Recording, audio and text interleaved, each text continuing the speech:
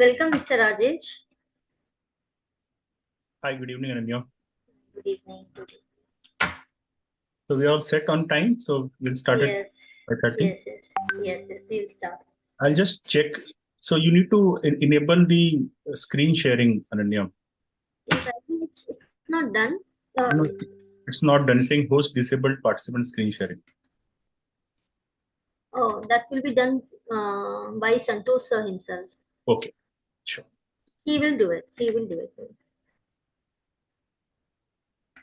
It is done. Oh, Yeah. I'll just check if it is all set.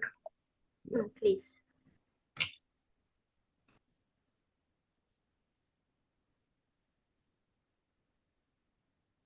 Yeah, I think.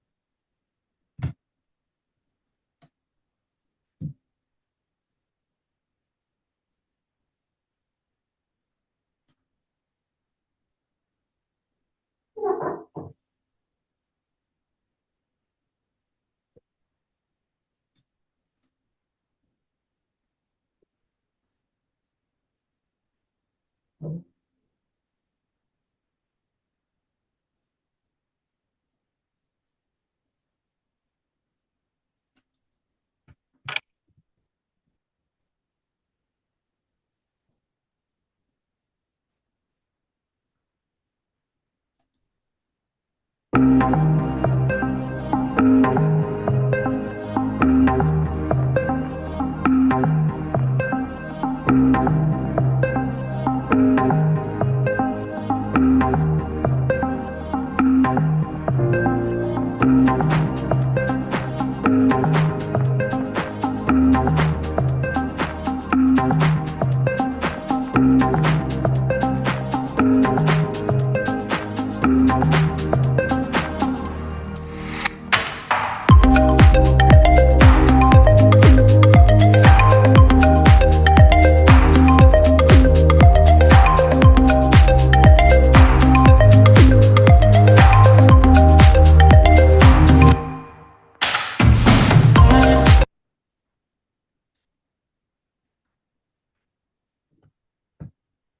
morning, good afternoon, and good evening, whichever part Wait, of the wait a world. minute, wait a minute, wait a minute. Can you Sure, just stop your presentation now? Let her do the introduction, then you can put up, Rajesh. Yeah, yeah. Ananya, you can start. yeah, Yes. okay.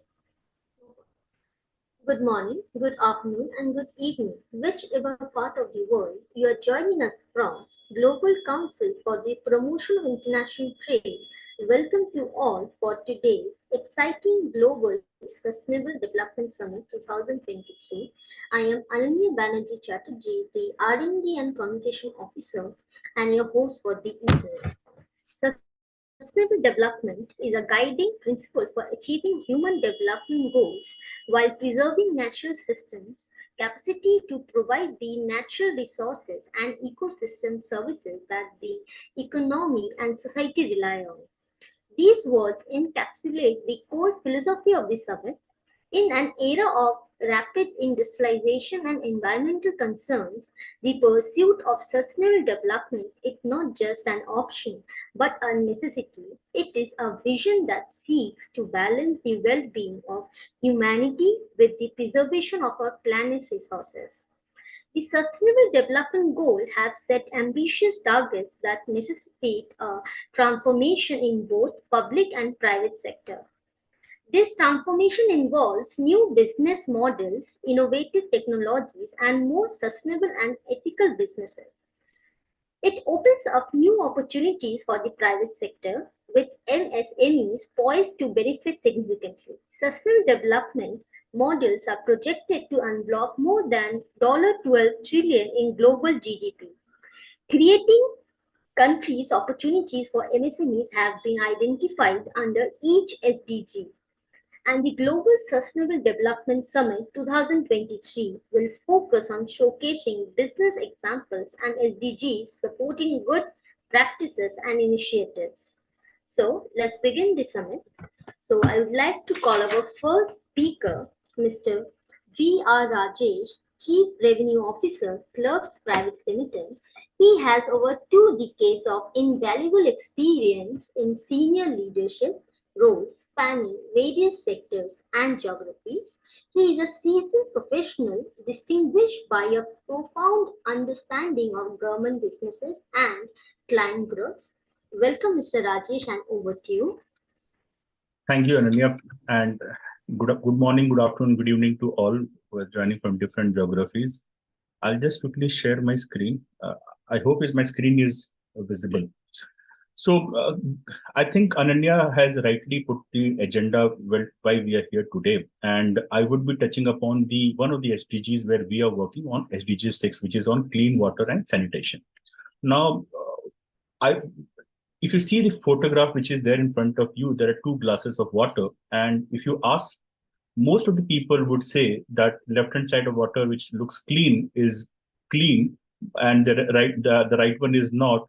But in gen, it is not. And that is where we come in picture, where we have come out with a IoT-based digital water quality analyzer, which would enable the sustainable water quality testing at the last mile. Before I start, I would like to thank GCPIT for giving this opportunity to come and participate and share in the third Global Sustainable Summit 2023 virtual. Now, we talk about the water quality challenges and everything, but you will be surprised, and many of you would be not aware that every year 35,75,000 people die from water-related diseases. And most of these are children, which is around 2.2 million.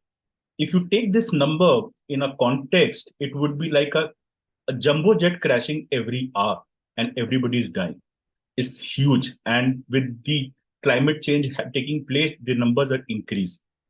Now, when we talk about the problem statement, 70% of the surface water is estimated to be unfit for consumption. So we're left with only 30% for drinking.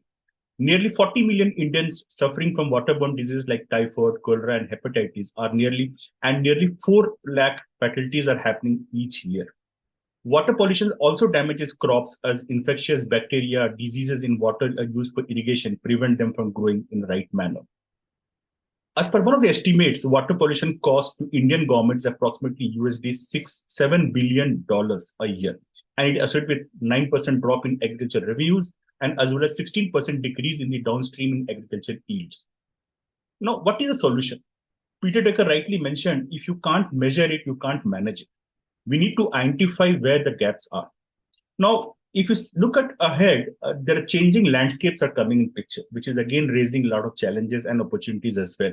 Like different new contaminants are coming up there, emerging contaminants we talk about because of the such pollutants coming from pharmaceuticals, pesticides, and industrial chemicals.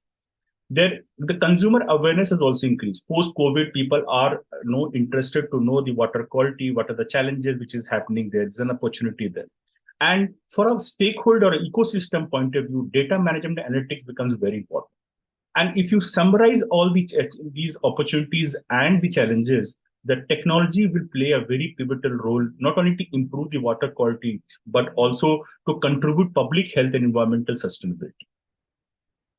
Now, when we talk about this, if you talk about the current scenario, there are two solutions right now for measuring the water quality.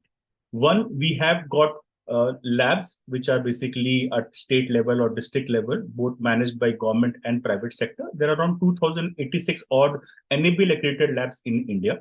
And the other way is that there's a lot of kits coming of this rack where you can, FTKs, the field test kits basically, which at the village level or urban areas also people are using it.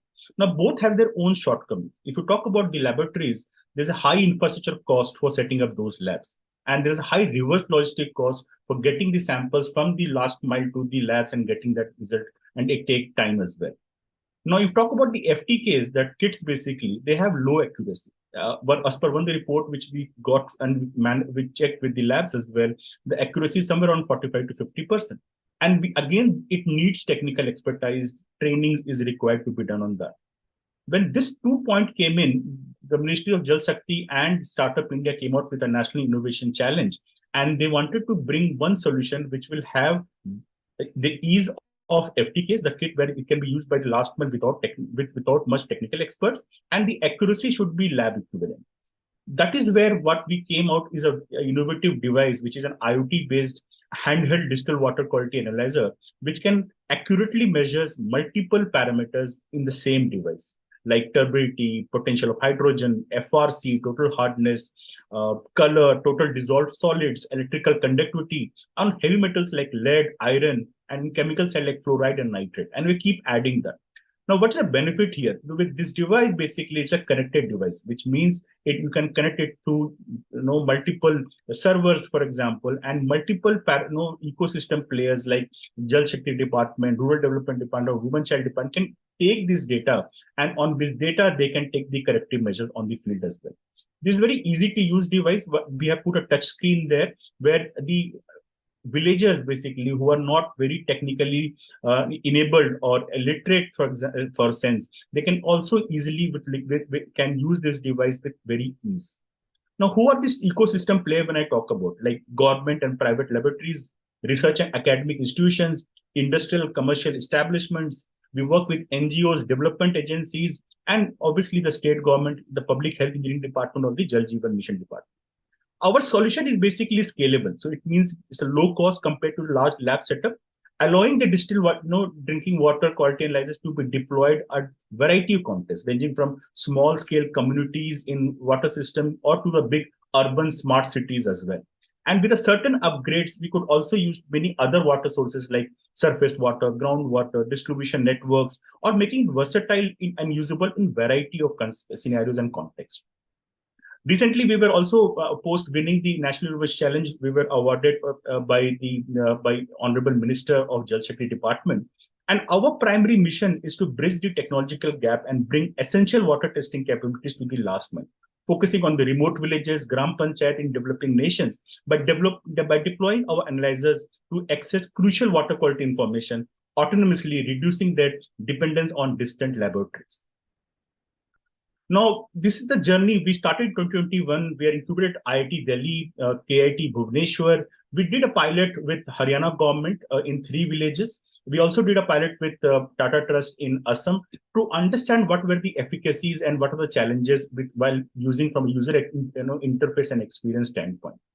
We have a strong team led by Robin Singh and Chinna Singh, who are the founders of the company, decade-long experiences they bring along from the government side and from technology side.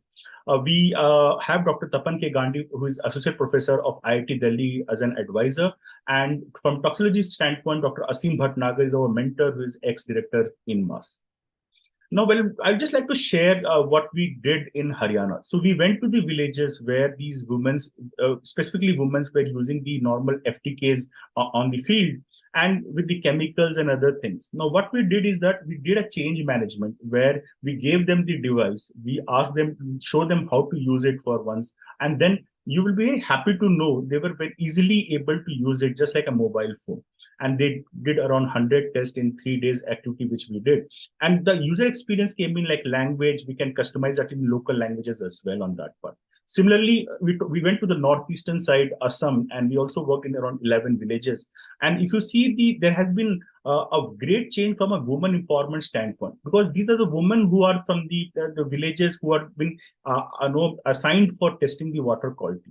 Now they have moved from the chemicals to a more sophisticated devices, which are very handy, and they can move and mobile as well, so that they can go around in different sources, households, and they're able to check the water quality as well on that part.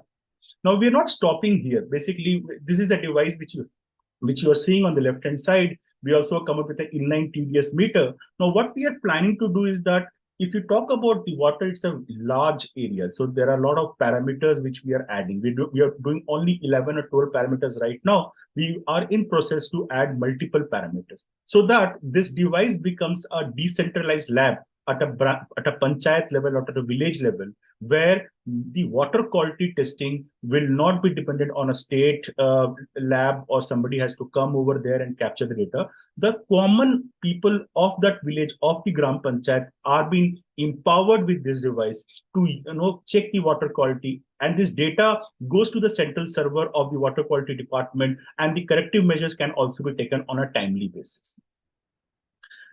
From an impact metric standpoint, the 4 umbrellas under which the impact happens and we are working toward is water quality improvement. Obviously, water quality index, India or the developing countries are very low. We are working with them, with the different ecosystem players, to improve that water quality index so that the accessible, safe, clean tap water or the last man can be given. The second point is sustainable development.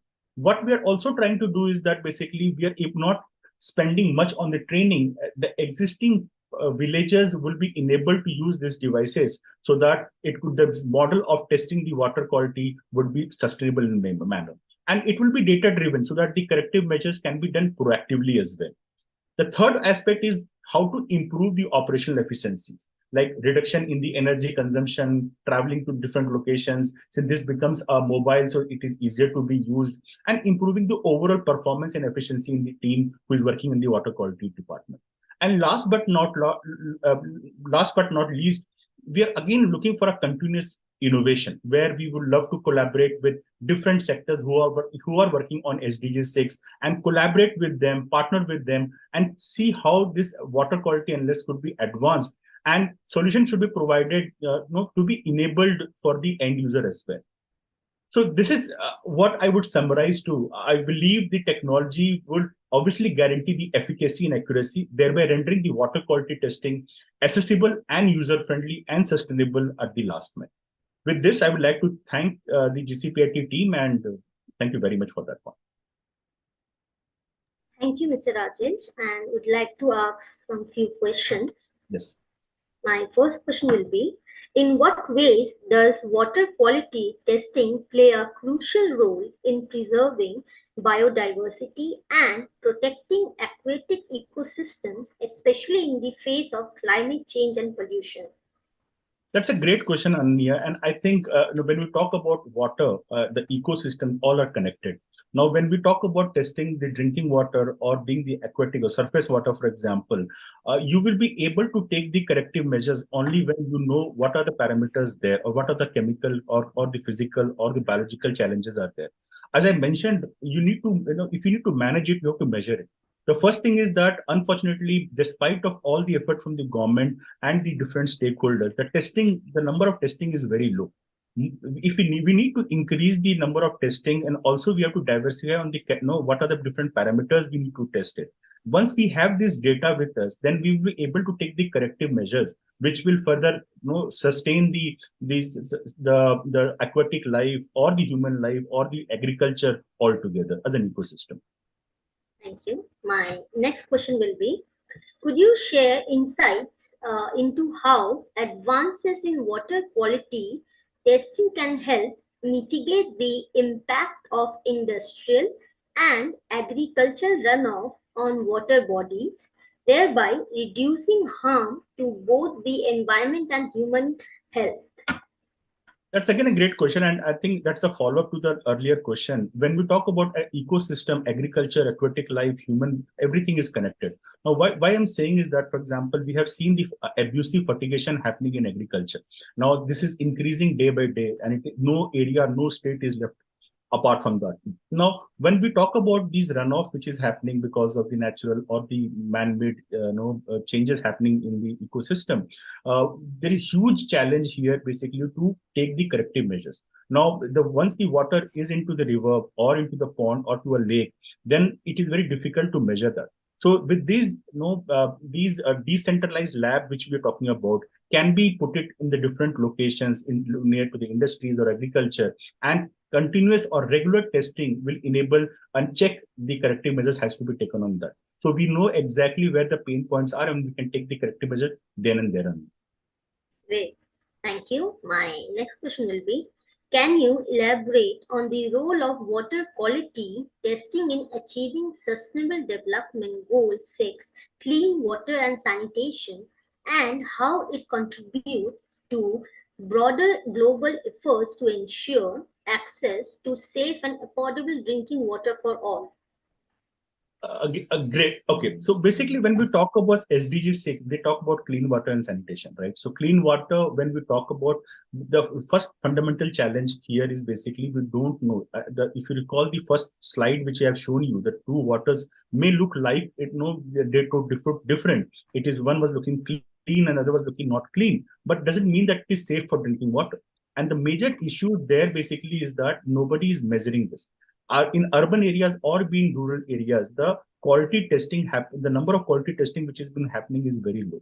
The technology has to play a very critical role so that how we can enable all the ecosystem players, including the last mile farmers in the village or the urban cities like high-rise societies, for example, and they should have a decentralized lab. Then and there, on spot, they can test for the water quality testing. And if there is any challenges or any anomalies, for example, then the corrective measures should be taken on time.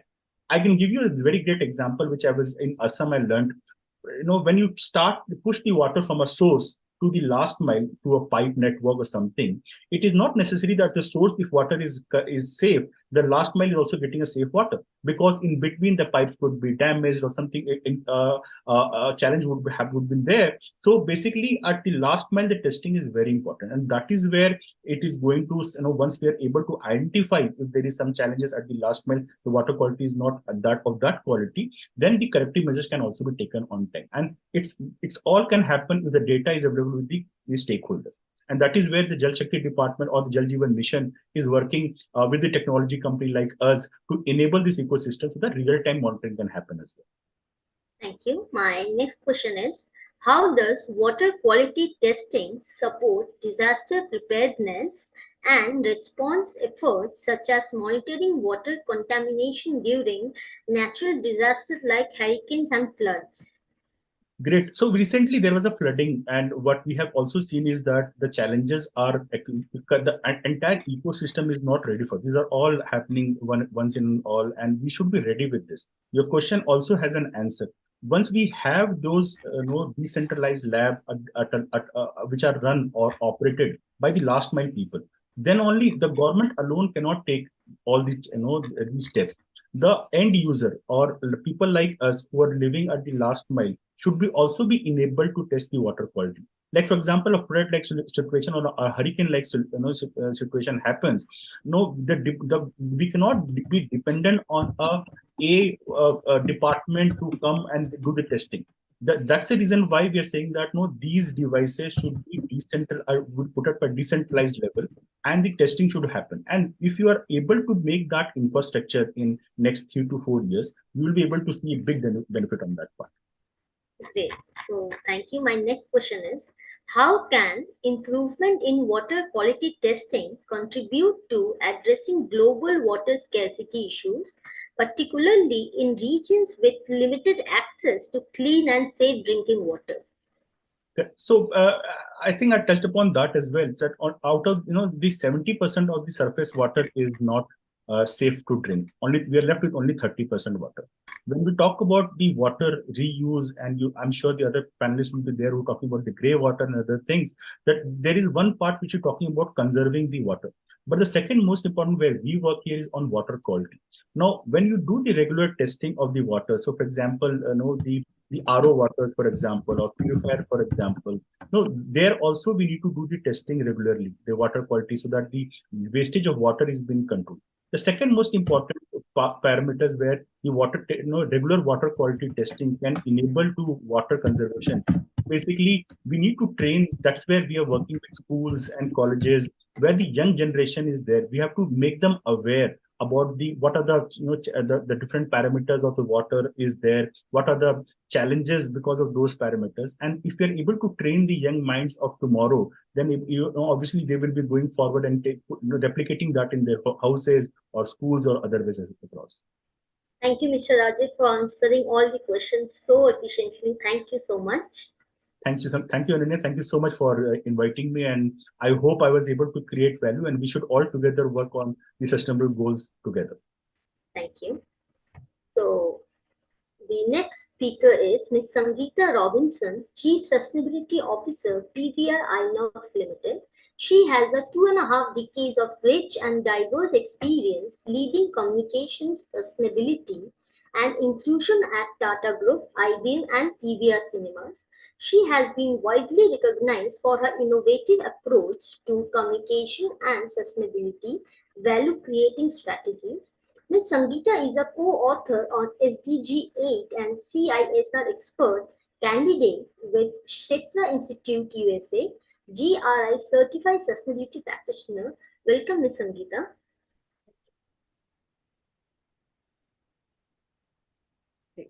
I'll just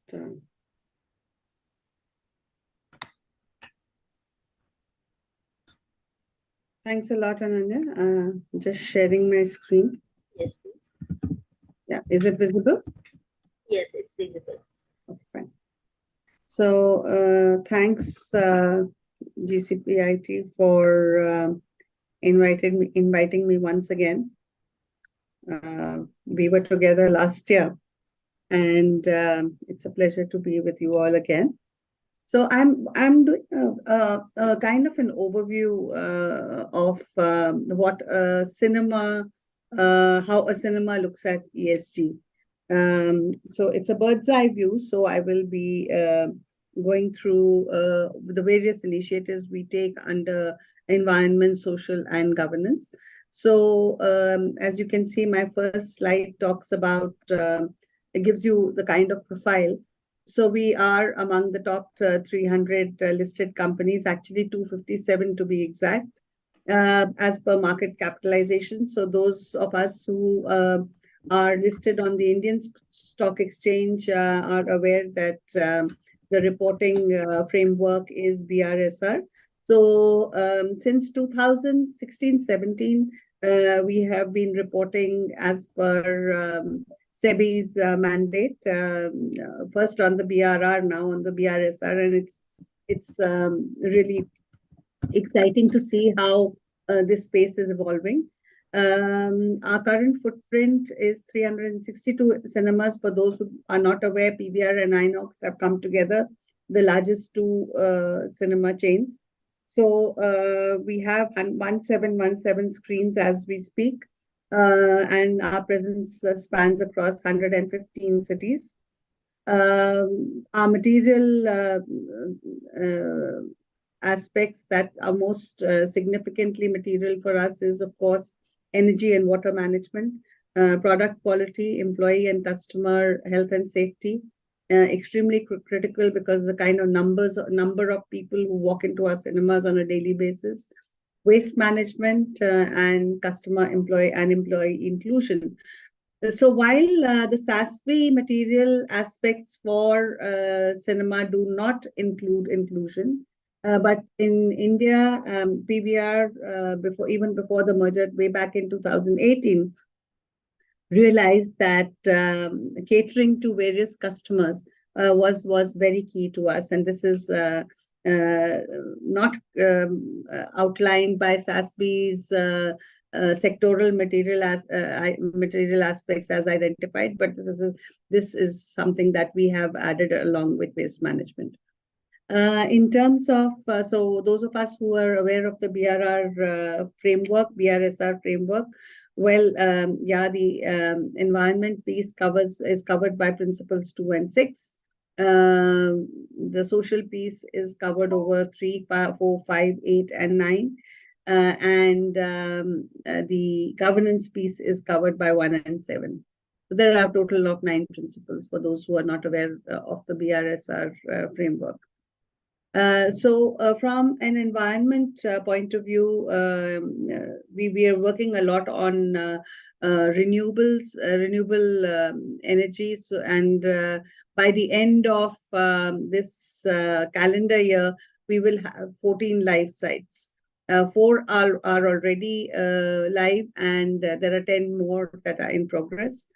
So over the next 10 years, this will accrue into gross earnings of 6,540 lakhs.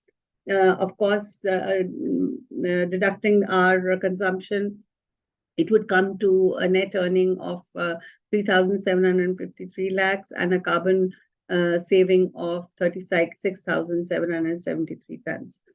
This is a 10-year projection. We have various initiatives, including occupancy sensors and water flow restrictors in washrooms. We're replacing all projection systems with laser as the life span of the projection systems depletes. Energy efficient technologies are given preference, even if they cost more. Energy upkeep and maintenance of equipment to minimize emissions, and we have a very efficient energy management system in place to monitor and control emissions. On the waste management side, we moved completely from single-use plastic and replaced it with materials like sugarcane bagasse for containers, paper cups, glasses, and PLA straws. Blanket covers are made out of fabric instead of plastic. The 3D glass covers are no longer made of plastic. They're replaced with PLA. We have a pan-India tie-up, and we conform to the latest CPCB rules for e-waste recycling.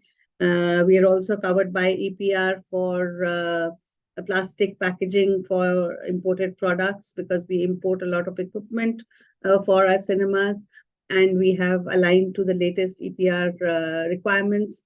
We segregate dry and wet waste and before disposal.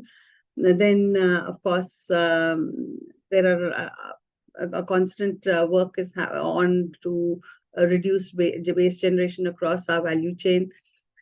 Uniforms, as you can see on the right-hand side, all replaced uniforms from after March to the 2023 have been replaced by waste-to-wear fabric, which is woven out of which has 35% polyyarn.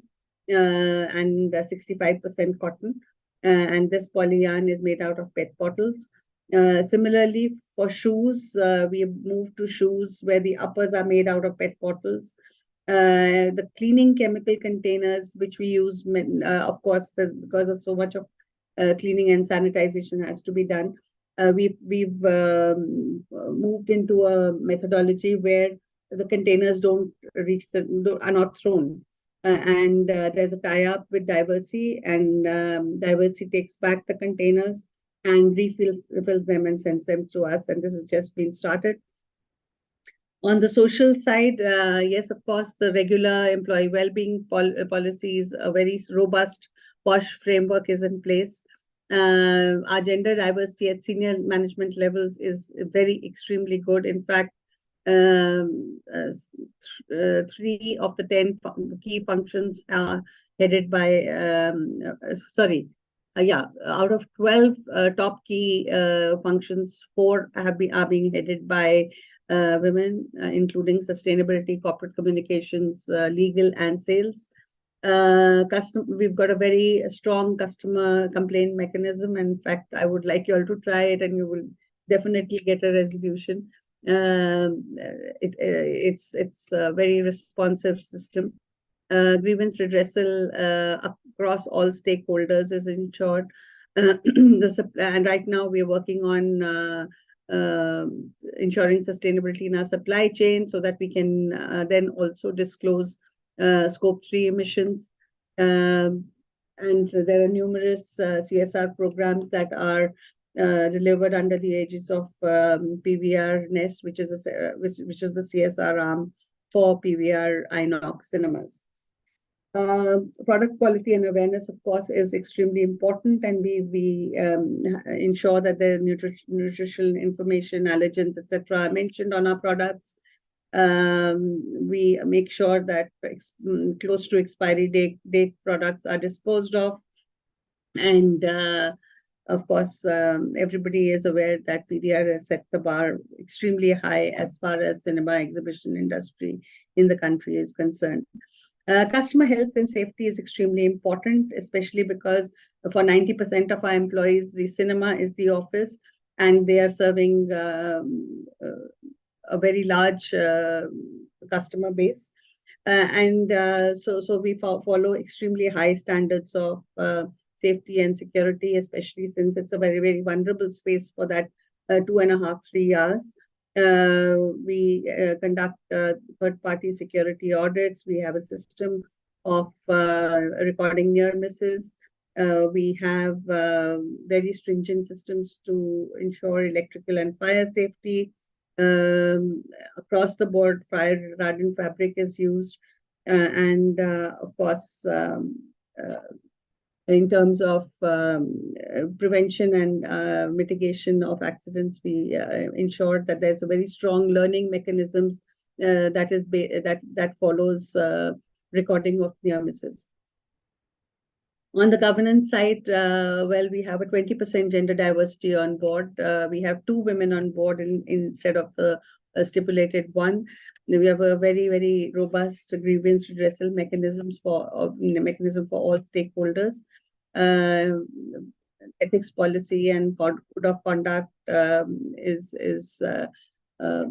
applicable to all employees and board of directors. The board composition also has 50% independent directors instead of the 1/3 that is stipulated. So, and of course, as per the requirement, we will be going for a third-party assurance for our sustainability report this year. So an obvious question would probably be how do we incorporate ESG principles in the going experience of the customer? And to answer that question, and this is something that I feel would be usually a very obvious question that comes to people's mind. In 2018, we realized that there was a large segment of customers who were having difficulty coming for films, and because of some kind of disability or even age. And so we looked at that space very carefully, and we have since 2018, worked on making our cinemas accessible for people with disabilities. As we speak, 60% of our cinemas are accessible. So we have incorporated removable seats. We have assistive equipment, which you can see on the right-hand side, which lifts the wheelchair along with the person in it and takes it to the desired row. We are creating wheelchair spaces in the front accessible rows so that people who are unable to move out from their wheelchairs can just continue to watch the film from their wheelchairs. This is, of course, and we have backed it with a very strong training program. Every employee at the cinema is taken through a refresher course every 6 months to ensure that we sensitize them on how to handle people with various disabilities. For the hearing impaired, we have subtitle shows which are discoverable, because all shows, if we make all shows subtitled, there are a lot of customers who don't like it. So we have we make it very discoverable on our booking platform, which shows are subtitled, so that people who need to go for subtitled shows can book only those shows. For the visually impaired, we instead of having expensive equipment which breaks down and needs to be maintained, etc., we've gone a step ahead, and we are right ahead of the curve because we have tied up with an app developer that can stream audio description from to the mobile phones itself. The dichotomy there is we have the technology to stream audio described content for the blind, but our movies don't come with accessible content. We're working on making that happen along with civil society. There are a lot of PILs that are right now being lodged for producers to create content that is accessible. But PVR Inox is completely ready to to be able to stream audio described content. Just the last slide, and that is, how do we go beyond compliance to be ahead of the curve, and what do we do? So this is, sorry. Yeah, so we realize that we have a platform which reaches out to a very strong, very big, large audience. So why not use it to sensitize customers? Yeah. It's a war against climate change. Hello, मैं हूँ movie में देखकर actor और climate warrior. PVR को जितना ख्याल आपके environment का है, उतना ही ख्याल आपके एनवायरनमेंट का भी है। इसलिए they've already implemented certain changes, जैसे कि पीवीआर स्टाफ की यूनिफॉर्म्स प्लास्टिक बॉटल से बने यान से बनी है। A great way to recycle plastic. Join our mission. Be a climate warrior, because it's your turn to act.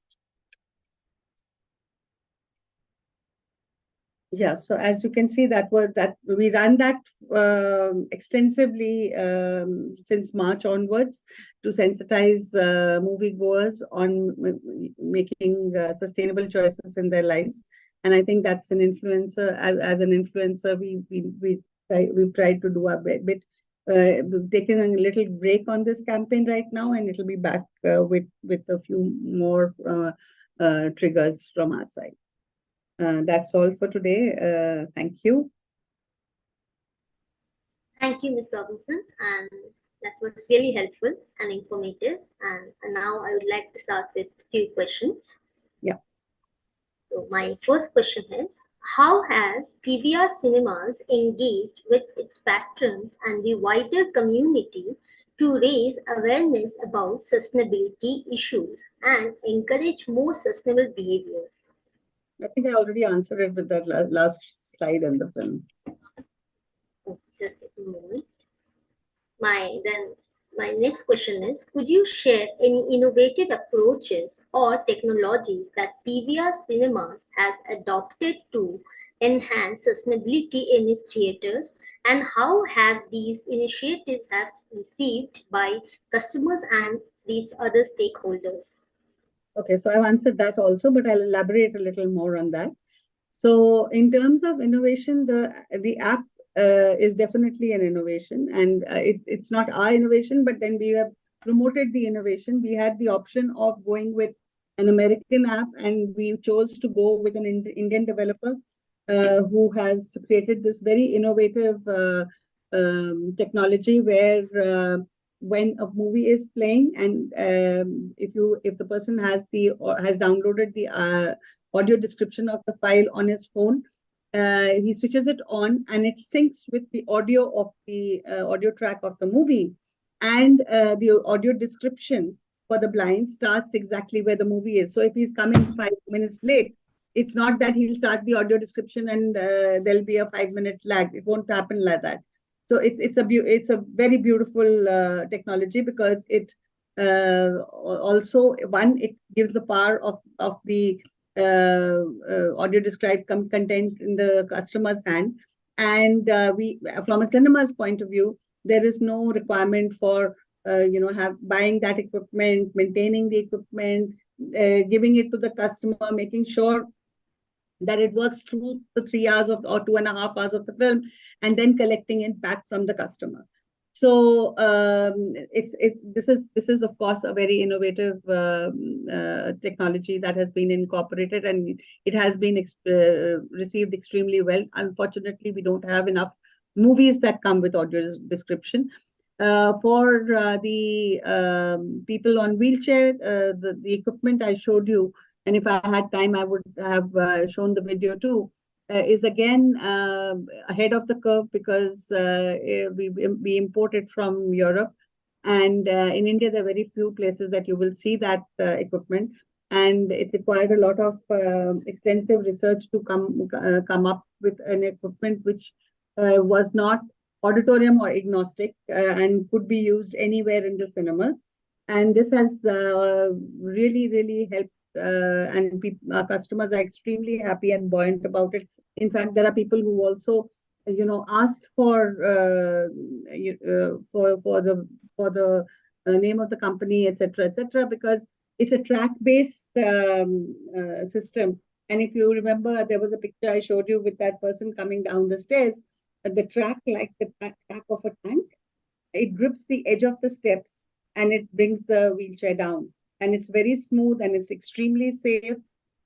It has a safety locking mechanism. So those are the kind of innovative initiatives that we've taken to be able to ensure sustainable, our responsibility towards our customers and our stakeholders. Thank you, Ms. Robinson. My next question is, how does PVR Cinemas engage with its employees and foster a culture of sustainability within the organization? And what role do employees play in driving sustainability initiatives forward? So and because we are so decentralized, and because we are talking about 365, 50 sites and 62, we need to deliver a uniform experience across all our cinemas. We have a digital platform where we impart training and engagement, and all the initiatives that are significant and need to be driven are driven through Springboard. And apart from that, we have regular interactions with the management. We have town halls and so on and so forth. In terms of delivery of experience, when it comes to delivering the PVR experience to the customer, all that is inculcated in a very strong way. So we use our digital learning platform to disseminate information, and we have a very a two-way communication where employees can raise their queries and they get answered, and so on and so forth. So it's a mechanism that works very well for a company that is as decentralized as ours. Thank you, Ms. Robinson. Thank you for joining us today. That was great having you. Thank you. Thank you. Thanks a lot. Thank you.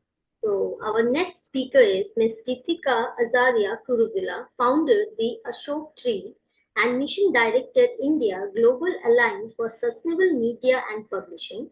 She has a strong background in print and online media. She has a demonstrated history working in the newspaper industry as well as working with the early online startup mission. Welcome, Ms. Ritika. Please unmute yourself. Thank you. Just a minute.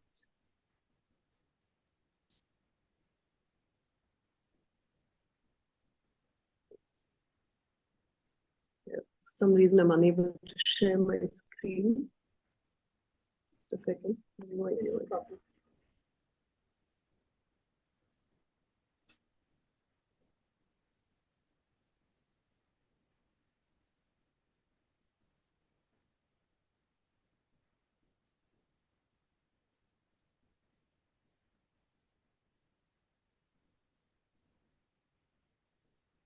Ananya, can I send Yes. you my You can send PPT? to sir, because Santosh Okay, sir.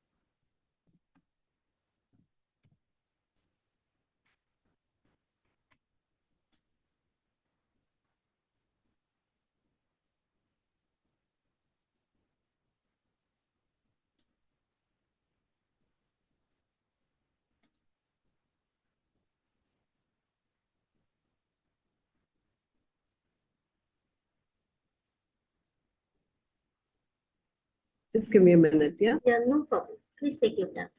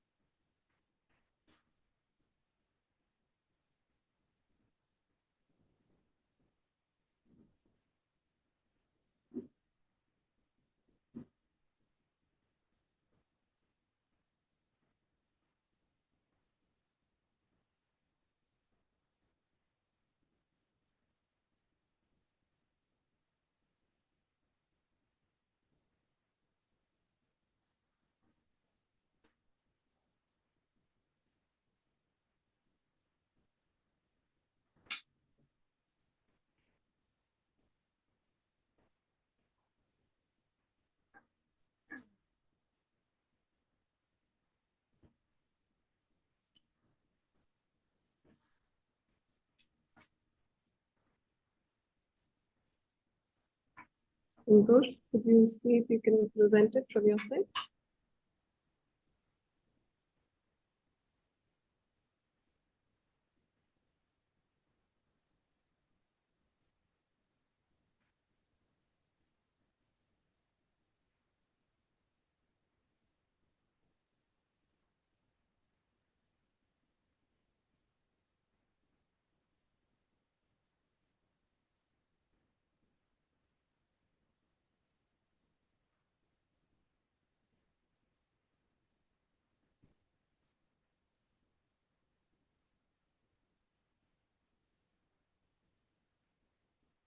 Yeah. Thank you. Good evening, everyone. I'm Ritika Kurvilla, the Mission Director of India at the Global Alliance for Sustainable Media and Publishing, and it's my distinct honor to address you today at the Global Sustainable Development Summit 2023. During our time together, we shall delve into a pivotal subject, eradicating poverty, a blueprint for inclusive economic growth. Look at the next slide.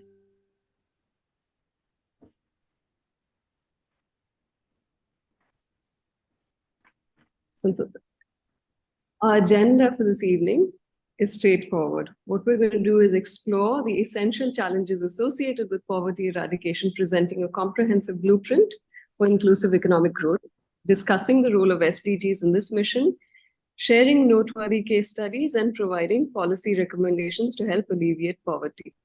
What we need to understand is that poverty isn't merely a financial condition. It's actually something that entangles every section of society, irrespective of where you're placed, usually contributing to economic stability Hello. and changing the Mr. whole. Uday, this is Ananya. Yeah, hi. Could you please join? Next, you are the one who, Anand, yeah. I think you're unmuted.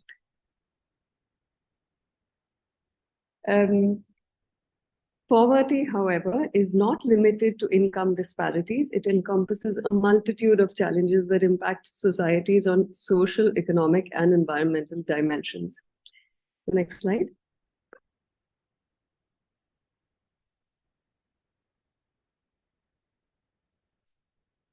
As we proceed, it's important to acknowledge the key challenges we face now when trying to eradicate poverty. As huge as this seems, these are actually down to a mere 5 huge big sections. If you look at these, they're usually mainly about income inequality, unequal access to education and healthcare, limited economic opportunity, and inadequate access to basic services and infrastructure, among many others, I'm sure. However, eradicating poverty demands addressing not only income disparity, but pathways for individuals to acquire valuable skills and participate in a formal economy. Now, when we're talking about income equality, for instance, high levels of income equality often mean a larger gap between the general population, limited economic opportunities in terms of hindering social mobility, a lack of basic better living functions. Now, when you look at the fact that the wider the gap in society, social mobility also gets changed, in which case you have social unrest and political instability. Access to education, inevitably, unfortunately, is also a crucial component, because you look at better placed population, they're usually better educated. This often means better educated people are healthier and better engaged in civic and economic activity. Good health is fundamental to escaping poverty. If you look at access to better healthcare, countries which don't have a healthy healthcare system are usually the ones where people struggle more. These prevent people from having better lives, and therefore it's a cyclical relationship between poverty and healthcare, really. In many regions, poverty is perpetuated by inadequate access to basic services and infrastructure. Everything from clean water to sanitation, electricity, and transport ultimately lead to increased health risks. Lack of meaningful employment and economic mobility is a significant challenge. Many individuals and communities are trapped in cycles of poverty due to limited access to stable jobs. Why? Lack of fair wages. Inclusive economic growth is a framework that seeks to ensure the equitable distribution of benefits of economic development, leaving poverty behind. This is important because when we're talking about equity and equality, we're not really looking at equal wages for everybody, but basic fair wages, looking at basic minimum wage for people. We're looking at job creation with decent work. We're looking at access to education and skill development, which ultimately gives you a social safety net, and financial inclusion, which gives you environmental sustainability. Santosh? The next slide.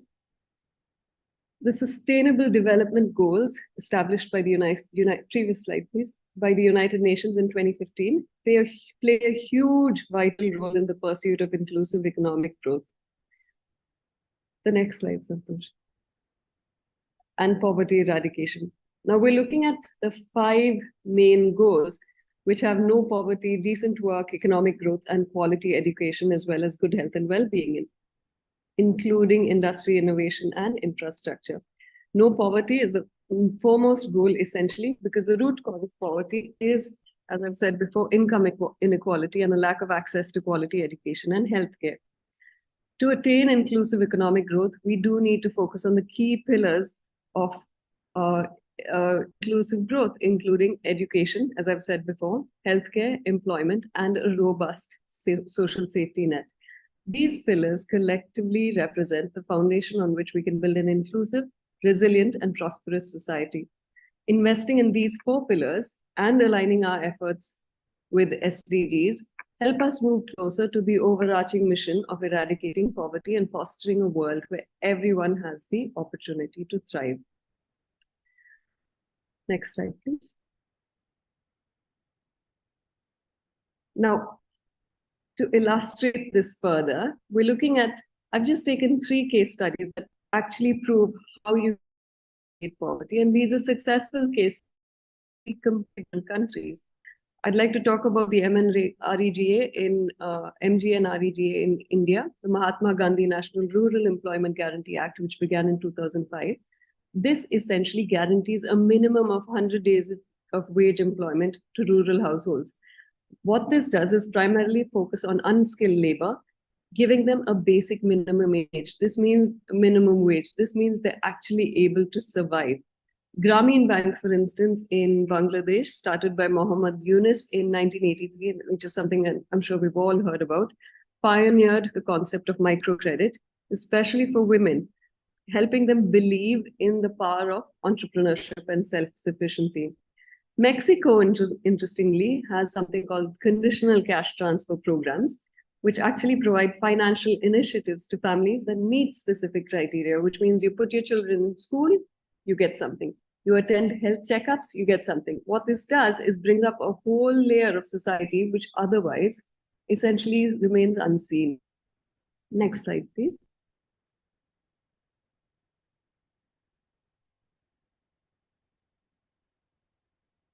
Now, when we want to make meaningful progress in terms of eradicating poverty in a very efficient manner, what we need to do is also have a lot of collaboration. When I say collaboration, collaboration is supposed to involve the main stakeholders here. We're talking about governments, businesses, and the civil society.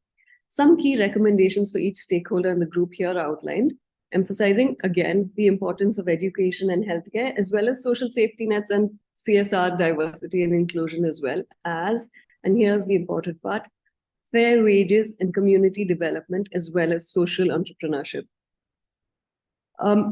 Governments, for instance, do need to spend a lot more in investing in education, as well as strengthening their healthcare systems. They do need to promote the labor market force. They do also need to have progressive tax policies that promote income equality. This also means that businesses need to take up CSR initiatives that go beyond profit maximization. Invest in local communities, invest in education, invest in workforce development, foster ethical, sustainable business practices. This also includes diversity and inclusion, as well as fair wages. Now, the civil society, and this is what I've been talking about, empowering communities is huge, because you do need to have advocacy and awareness, engaging governments and businesses and holding them accountable for poverty eradication in every community. This means you need to raise the awareness of the impact of poverty, as well as the importance of inclusive growth. Community development involves collaborating with local people, identifying what they really need, as well as empowering them to lead with their own development initiatives. Like, for instance, the Grameen Bank, working with local women, helping them promote their own handicraft. Social entrepreneurship as well is huge, helping them make their own decisions, promoting enterprises that actually address local challenges and create jobs. Next slide, please. Measuring progress is essential and imperative when tracking success. With everything else in the world, data and indicators are crucial in this regard. We need to make informed decisions with proper data that actually provide insight on and guide decision making. We need to hold stakeholders accountable. Governments, businesses, even civil society for that matter, need to be held accountable for where funds are placed, for where people are held, ransom to loans they can't repay, for where farmers are being given loans that they clearly cannot afford to handle. They do need to have an evaluation, an impact study of how poverty alleviation actually works. Evidence-based policy with actual transparent data reporting, which means the public need to have access to progress and how data is collected so that they can collaborate and work together to achieve not just small community goals, but global goals. Learning and innovation is huge in terms of actually figuring out how much regular data collection and analysis can actually work and the best practices that can be used in future. Next slide, please.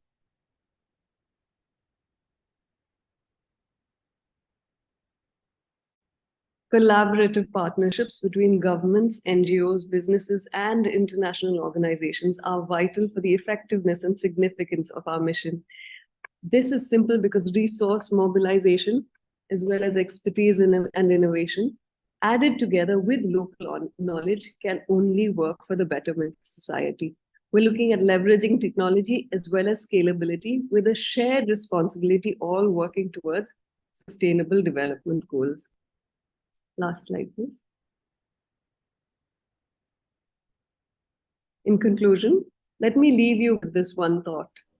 Transforming lives and communities is a moral commitment to building a future where no one is left behind, where each person can realize their full potential, and where the inherent worth and rights of every individual are upheld.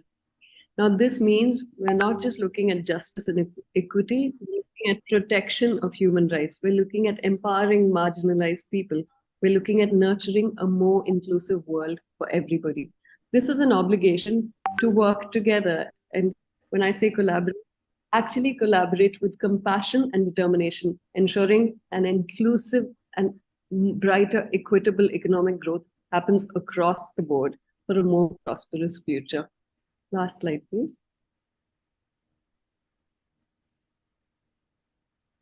Thank you for your time and attention. If you have further questions, please feel free to connect with me in future.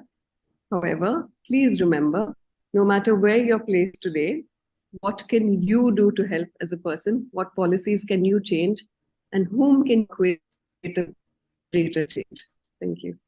Thank you, Ms. Ritika. That was really helpful and inspiring, I must say. And now I would like to, till we get the question, I would like to know about a bit more about your organization, the Ashoka Tree, what it does, and anything you want to share about your organization. So we started as a very small organization that wanted to work with early childhood education. If you notice, most of my presentation.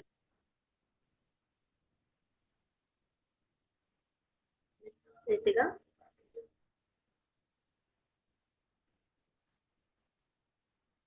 I think there's some connectivity issue. So we have with us our next speaker, Mr. Pradeep Tripathi, founder, Green Yatra. He has created Mumbai's first as well as urban India's largest Miyawaki forest in Navi Mumbai. With many native saplings, he is a new generation nature entrepreneur, environment consultant, and a student of Mother Nature, and practice innovative modern methods, technologies with ancient Vedic wisdom and knowledge on natural soil restoration, integrated agroforestry. He has been awarded with many awards and recognition, including Water Hero by Ministry of Jal Shakti Government of India, NBT Nav Bharat Times, Green Architect of Cities by Union Minister Shri Piyush Goyal ji, ESDA Green Leadership Award 2021. I would request Mr. Pradeep to please on your camera. Welcome. Mr. Pradeep.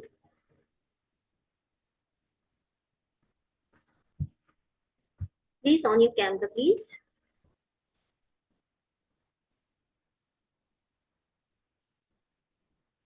Please unmute yourself.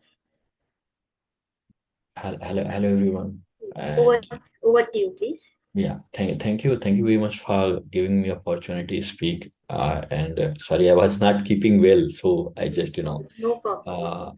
so before I start, sharing about our organization, and I will talk about and so I would like to show a small video where people can get the overview of the work we are doing, and then I will share my PPT, the kind of work we are doing. So currently, Okay, no problem. Please. yeah.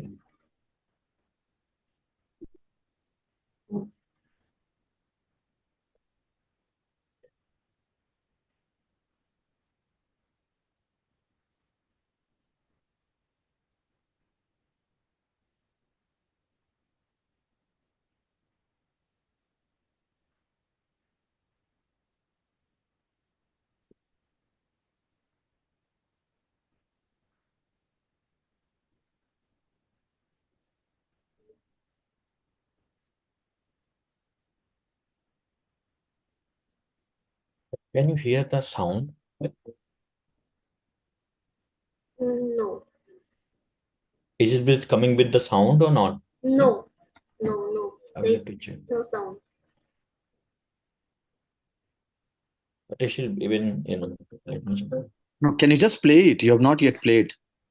No. Earlier he had played it. Okay. Yeah, there's no sound. So No whenever sound. you're sharing the video, there is Yeah. a tick button called share with sound. Okay. Let me, redo it. Go back to Zoom, restart the sharing. Whenever you're sharing, it will prompt you in the corner bottom down.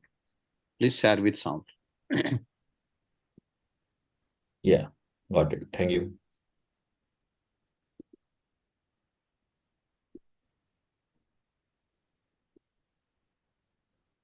Can you hear now? He's on it. Can you hear the sound? No. Still we cannot hear it. Yeah, just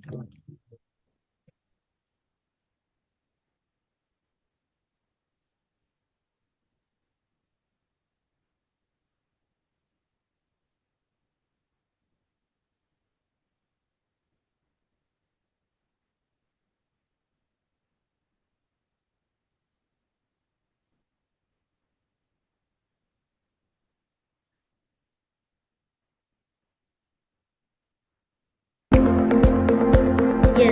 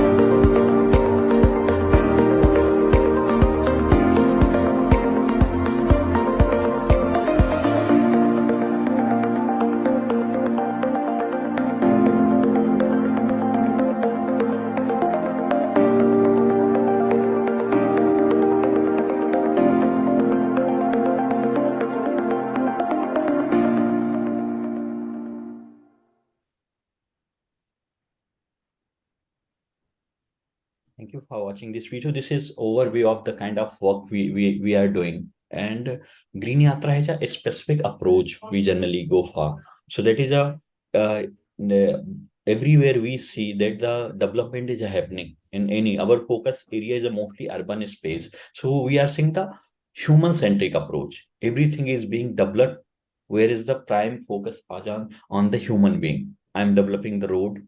So it is like, about more for the human centric view. Then if I'm developing environmental projects, they are also human centric. Even I'm doing the plantation in and around in the city, that is again the human centric. Like, there is no butterflies required. We don't need the trees where birds can sit because they, create nuisance and these kind of things they do. Then if you are planting near anywhere, any kind of development we are restoring water body, so we are using stp, we are using the stone pitching, and but that is all human being, human centric. So green yatra has approach of nature centric, because we are 0.01% of this earth mass, and we are doing a huge destruction all across. So that's why wherever we go, so nature is supreme in each and every project, and we are ensuring that we especially go for the native species. So I will take you through the, a small journey of green yatra, different type of project we do. So we have a set up a target to plant almost 10 crore plus trees by 2030. And now we were stabilizing ourselves in a urban space, but now we are taking a massive leap, walking more than 25 plus municipal corporation, more than 30-40 cities we are working. And now we are also entering in the mangrove plantation. There we have set up a target to plant 25,000 hectare of mangrove plantation. We are already acquired almost 1,000 hectare of land for that kind of plantation. So I will take you through that journey, so where you can get the visual things what we are doing and kind of impact we are creating.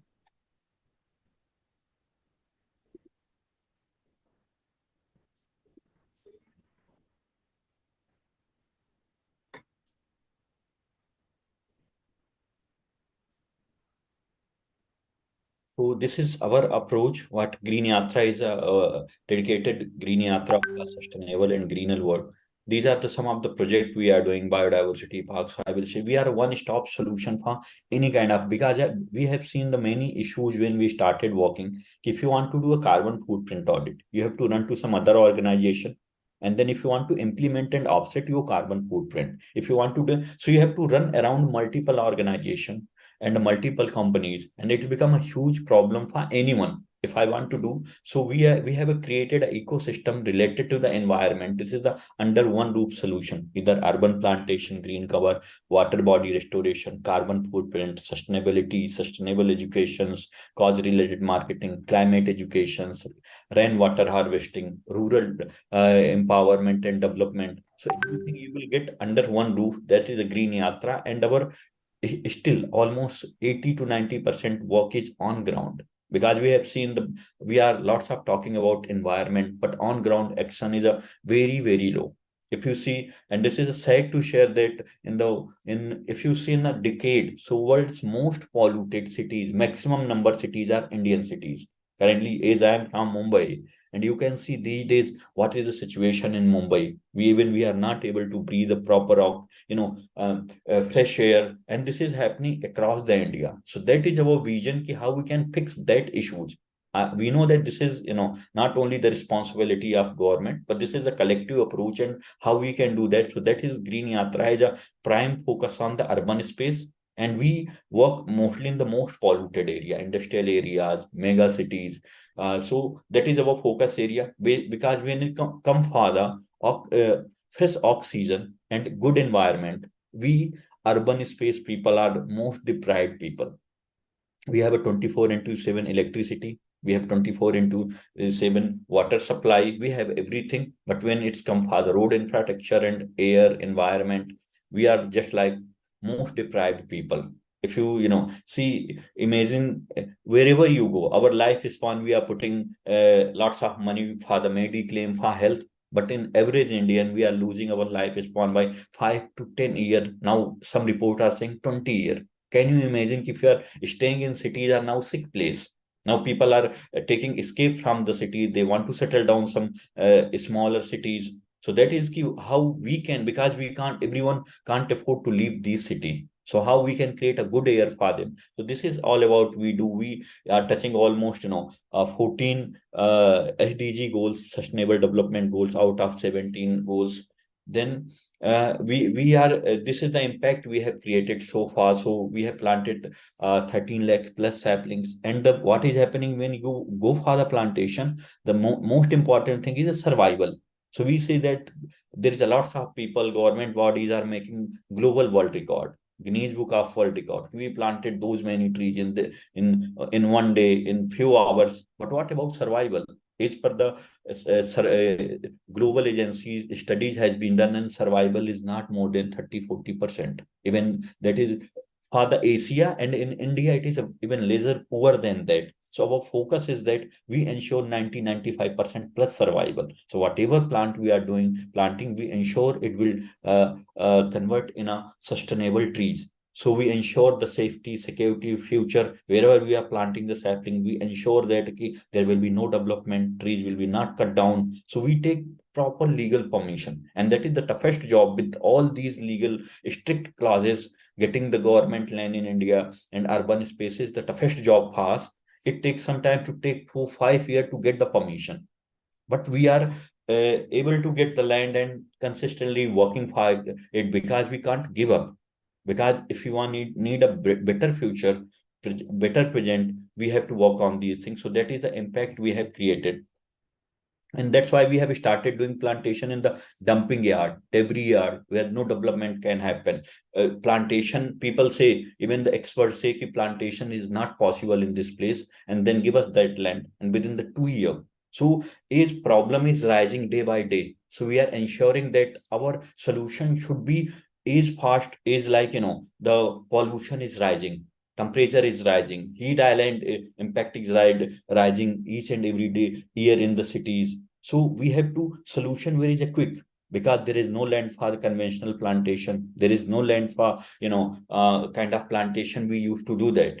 So that's why we use a lots of innovative technologies, Vedic technologies, modern technologies, ancient. So we also follow the Brakshura Ayurveda. We had a proper plant science like Yajurveda, Shamved, all these. So we have a Brakshurved, Brahma Samhita, Rigved. So we did the all study and bringing all those native Vedic species, which are very sustainable for our atmosphere, ambience, and environment.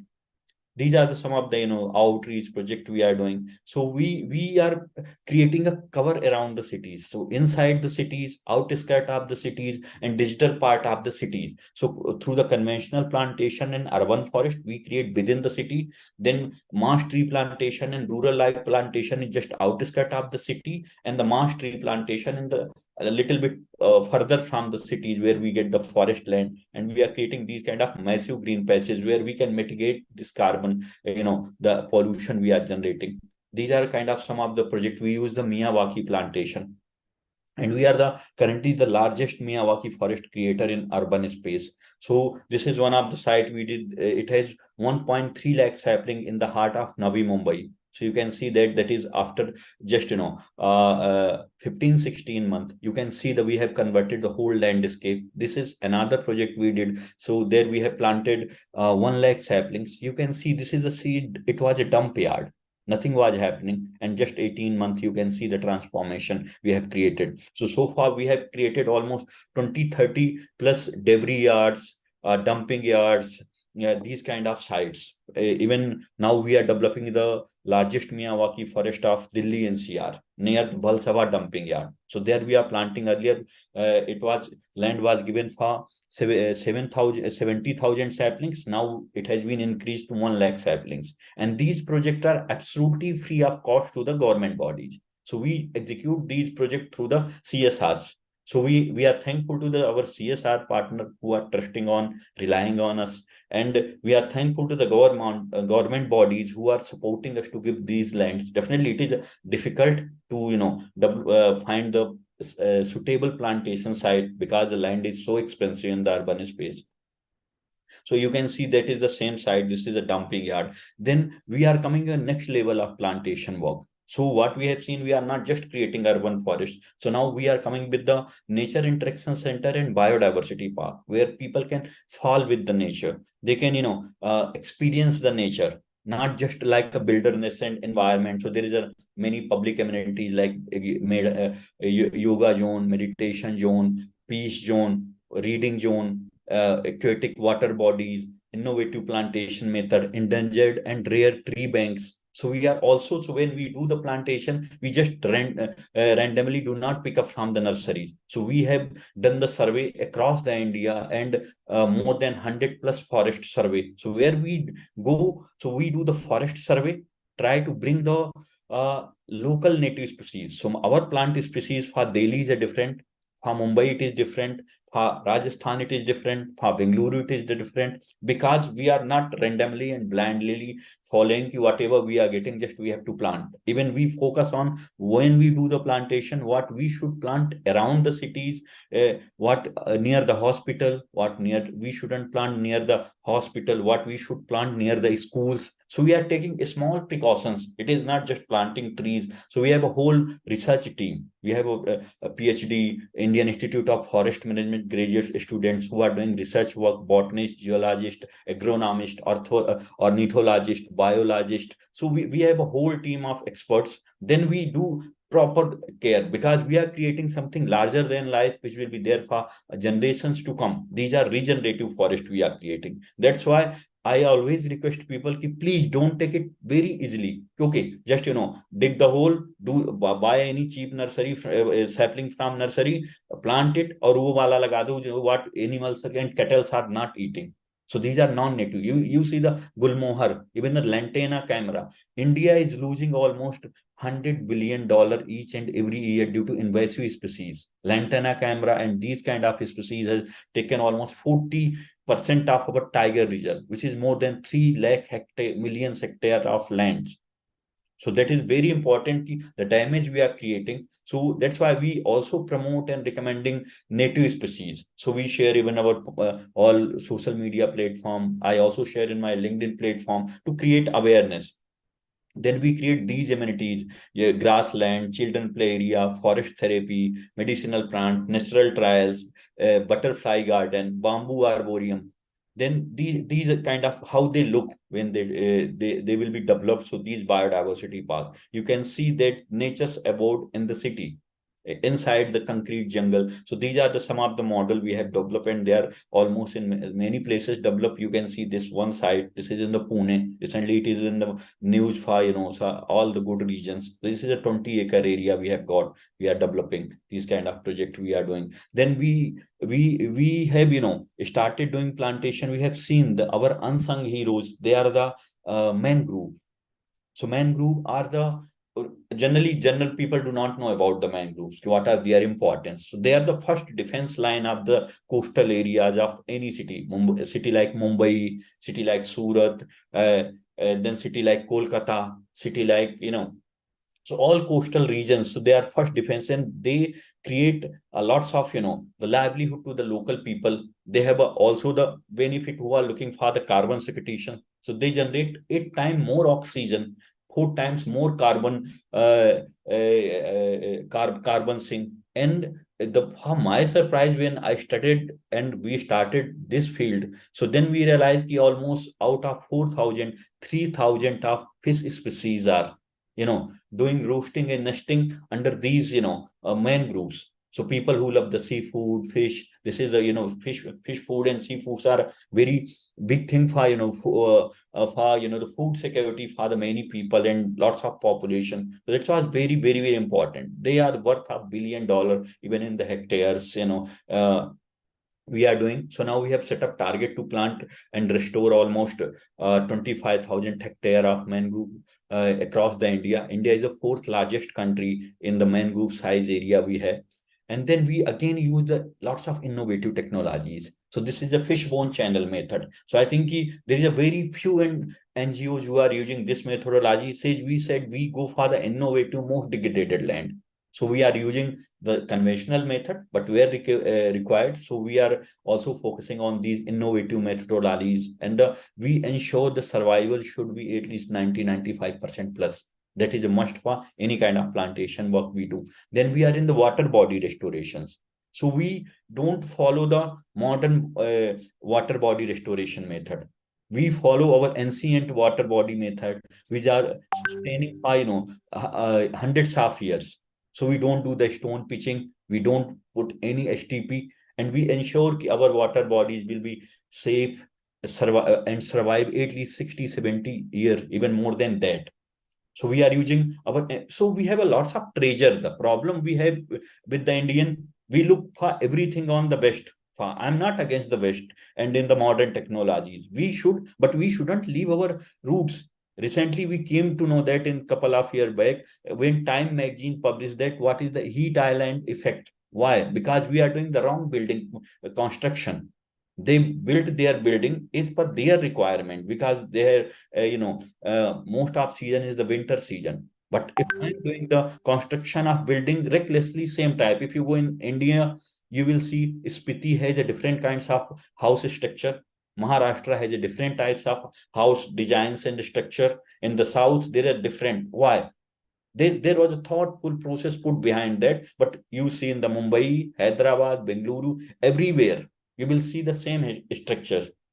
And now we are realizing when Time magazine is pointing out what is the impact of heat island effect in India. So we have to be very conscious about read our demography, microclimatic condition when we are doing these kind of works. So that's why we are not in the construction, so we can't comment much on that. But what we are doing, we are sustainably and successfully it is doing that, and we have proven that technologies, and our cost is almost one third, one fourth than the these modern technologies are being used. And people are using STP, stone pitching. We are not using anything. So that is how we are bringing back our ancient technology with modern innovative ideas. And they are also saving our lots of time, effect, cost, and they are very effective and sustainable. And with the taste of time, they have already proven. So that is our focus. Being a sustainable, if you want to be a sustainable, we have to go in our roots and find out how our parents, ancient people were very sustainable. If you see, everything was very sustainable, everything, houses, food, everything. But now everything is available in the market, lots of chemical is being used. That is a big issue. Even almost about 90% food is contaminated with the our most of water bodies water bodies and underground and groundwater is contaminated. We are water stress company. There are lots of issues. So that's why we are doing a lots of research work and trying to do that as much as we can adopt our ancient the wisdom with the modern technology. So it's not like we are leaving behind and we are lagging behind. We are using both kind of innovative technologies. Then we apart from the on ground, we realize awareness is the key and tool to transform anything if you want to do that. So that's why we have different kinds of project where we are focused on the school, colleges. So we create different kinds of project. We have a climate education, green schools. So I would like to share. So green campus and schools, we are not teaching about what, okay, this plant you should plant or not plant. We are preparing them to the disaster we have created, because we have already crossed the deadline in 2010. And the 2030, by the 2030, this is the decade of action, but we have already crossed the line and we can see the impact everywhere. Pollution, unseasonal rain, flood, heat island impact. So how we, because no one is teaching them how they can be prepared. We are not in the disaster management, but we are making them mentally prepare and giving certain kinds of training. Why these are important, why tiger is important for us, and why it is related to you tap water. And definitely, I, father viewers, I would like to leave this question unanswered, how tiger is responsible for you tap water sitting in the Mumbai, Delhi, Bengaluru. So please Google it and find out, and you will find some interesting fact about it, how it is responsible. So we are also preparing them if there is a heat stroke, how you can protect yourself. So then how most of kids now, earlier we used to know that okay, food is coming from bhaji market and in local vegetable market. Now everything is delivered at the home through the different app, right? So now kids even don't know we have, okay, there is a vegetable, the market, from there we are coming. So we are also, they should know from where their food is growing. Even we had a very good experience when kids saw oh, how one lady finger grew in their house, and it was a whole day celebration, because first time they realized, okay, it takes almost months, over a month to grow a single lady finger. So that is a very awareness kind of focus, infrastructure amenities, we personality conditioning, trust with the nature, environmental champion, disaster awareness. These kind of program we are running for school, college, and associated with thousands of school across the India. And we are trying to reach as much age we can reach out to these schools. Then climate education, this is for everyone. This is not only for the school, colleges, but this is for the corporates, individuals, societies. So we are creating importance of each and everything. Even we would like to, most of people do not know what is the importance of dragonfly in your life, and how these dragonflies are impactful for your life. They eat hundreds of mosquitoes, nature. So we try to imbibe whatever you are doing, it should be in the natural way. As we are, I think, short of time, so I will take just couple of minutes. So we are also doing the sustainable villages. How? Because I have seen there is a lots of urbanization is entering in the village, and now people are like, okay, there is a certain things they want to do, they don't want to work. So how to people are migrating from villages. So we are creating a kind of ecosystem, economy there, how they can earn a good money from there. The if they you have a 1 or 2 acre of land, easily you can earn anywhere 2 lakh to 5 lakh rupee per annum if you put effort for a couple of years.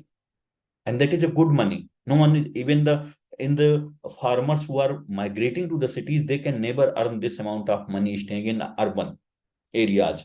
So what they are doing, mostly they are becoming a labor and all these. So we are also working with them. We are creating self-help group, water body restoration, agroforestry, innovative methodologies we are using. So that is our whole approach, sustainability from the urban space, surrounding areas, because they are more vulnerable and they are, shifting in the villages, from village to the urban space.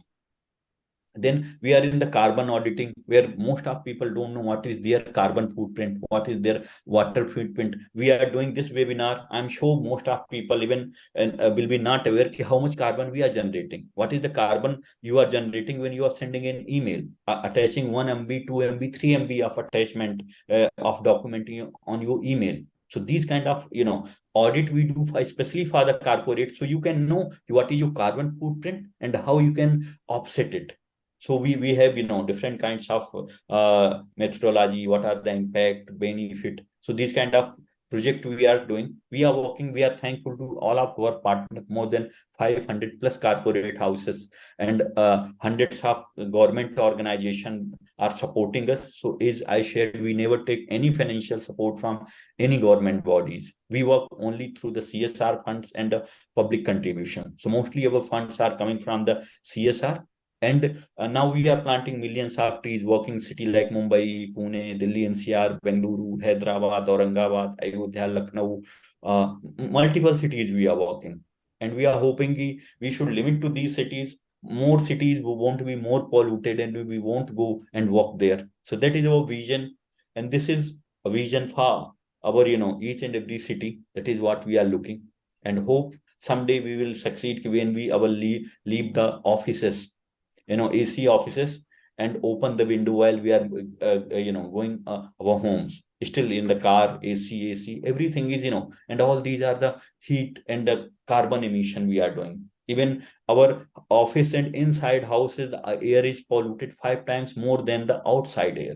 And we think, okay, this is, safe air we are breathing. So there is a lots of things we are bringing, window cultures in the corporate houses with the many. We are happy there is many corporates who are got agreed. So these are the small changes. This is not a something new I'm talking about. Most of big corporate they don't have windows in their building. There is no fan. Even the people are wearing sweater in the summer season. in the May, June. So they should adopt all these small things, and I'm sure that sustainability will come by itself.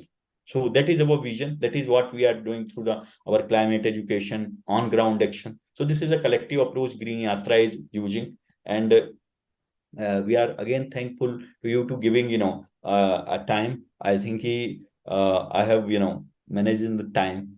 Still, this is a very small time to talk about, but thanks again, and it will pleasure if our this little bit information can be helpful for the people. They can reach out to us for any further information and detail they are looking and they are interested. So there is a lots of project we do for the public welfare mostly, and lots of projects are free for the public and government bodies. So we will be happy to work with more and more like-minded people. Thank you very much for giving us opportunity. Thank you, Mr. Pradeep, and thank you for sharing such great information with us. And now I would like to ask a few questions to you. So my first question is, given the importance of community engagement in environmental conservation, how does Green Yatra involve local communities and stakeholders in its initiatives and decision-making process? Yeah. So see, ma'am, whenever we do any kind of development, so wherever we are developing, even urban space, rural space, community is the first. Local people and local community is the beneficiary. So we always discuss with them what is their problem, what they want us. This is the project we want to develop. What are their inputs, how they can contribute us. So we are not asking for financial. Suppose we are developing, when we are developing a big parks and gardens, so we tell them what are the problem, what we are looking, what are expectations. So first we explain about our project, we take their input, then they also join us for the plantations, maintenance, awareness. We have seen now lots of people come forward, even in the rural area when we are doing the plantation work, livelihood plantation work. So many people were initially not interested to kind of plantation. We started because people have perception, if you are doing a fruit plantation all across, land will be gone. Then we develop a model, and we said within the just give us opportunity to work with couple of people, and land which is the waste land for you, and within couple of years they were earning lakhs from that. So that's why we get the confidence, we involve them. So they become like a stakeholder, they relate with the project. Okay, this is my project because I'm staying in some other place. Suppose I am from Mumbai, I'm doing work in the Hyderabad, so I'm not a direct beneficiary there. So we talk about the people, we invite the people, we take their suggestion, and then we say that you are beneficiary. We contribute as a volunteer. You should take care of this project. And after that, when we hand over, so we said that with the municipal corporations, government bodies, you are the real caretaker of this forest. There is a lots of people who come there for the walking, we involve them. So that is how, because without them this is not possible, and this is more effective model to protect any biodiversity park, urban space. And when anyone is throwing dustbin and all, so we can't be every time there. So they are there most of time, evening, morning, they come for the walk. So they are taking care of. So that is how we involve the community. We also involve the lots of college youth, invite them for the urban forest walk. So they can invite. We keep the session, different kinds of session, importance of natives, non-native trees, what are their importance, what are the biodiversity impact in our life. So that is how we do the session and involve the people.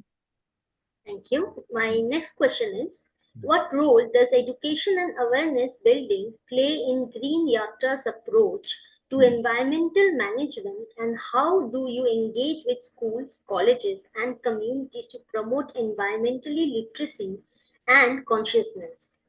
Yeah, so ma'am, see, a new generation is our future, and they are going to be the face this more and more. So that's why we are associated with lots of, recently with the US consulate here in the Mumbai. We reached out to more than 200 plus schools, and where they created why this is important, and with the interesting facts. we reach out to the school. So currently we are associated in more than 10,000 plus school, more than 200 college and universities. So we reach out from our side, either if it is the IITs, small colleges, local colleges, schools, municipal schools, international schools. So we have reached everywhere. Now we are happy people are aware. They invite us, and we also time to time keep sharing these are the project we are doing. These are the free for the school, colleges, housing societies, and reach out to us. And because they are the future, so we reach out them. We use the innovative methods depending on the kind of the group we are working with. So and even the youth, we involve them. We give the opportunity to volunteering. Even some people can join us. Many of the students who are intern with us, they are working with us. So we have now it has been 1.5 decade we are working in this field, and we are one of the big four organization. So there is a lots of awareness about, people know about us, so they reach out to through the social medias, through the person to person connection. And we already reach out. We are associated with so many schools, so each and every year they invite us, and we go, and we also keep trying to reach more and more school. And people can also reach out us, and they can drop us an email, and we are very easily accessible. So that is how we are reaching out to school and youth. Thank you. My next question is, in the context of climate change mitigation, what steps has Green Yatra taken to reduce its carbon footprint and promote awareness about the importance of climate action among the public? So our most of projects, so as I said, the climate literacy and climate education. So we are already a carbon surplus organization. So kind of plantation we do. So whenever we do plantation, so we plant some additional sapling for ourselves, and we are reaching and working with. We have a many project like a carbon footprint audit, green schools, green campus, then climate education. So they are designed to increase the climate education literacy. As I said, first awareness is a big tool where people can make aware, and then when they in hand experience with us. So we say that only information is not enough, action is a very important.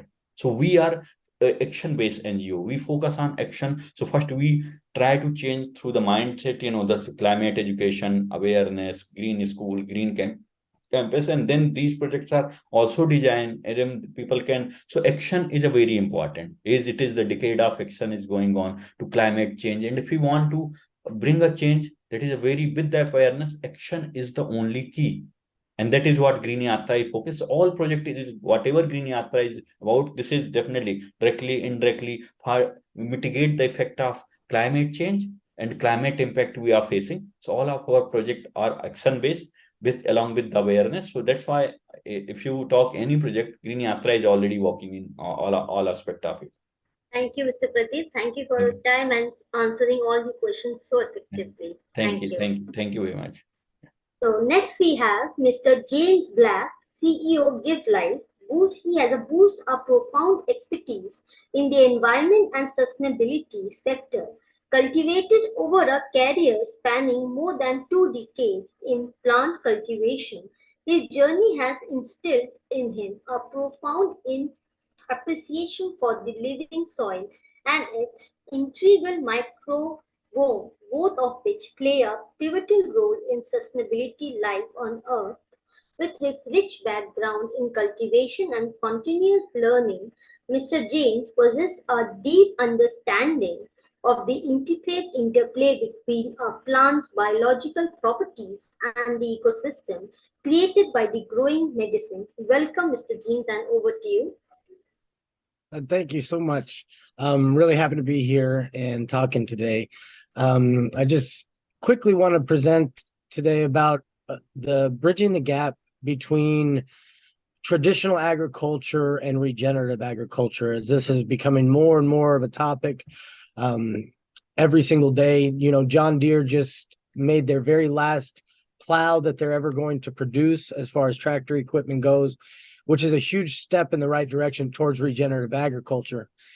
And just talking about regenerative agriculture for a minute, I put a quote here. Regenerative agriculture implies more than just sustaining something, but rather an active rebuilding or regeneration of existing systems towards full health.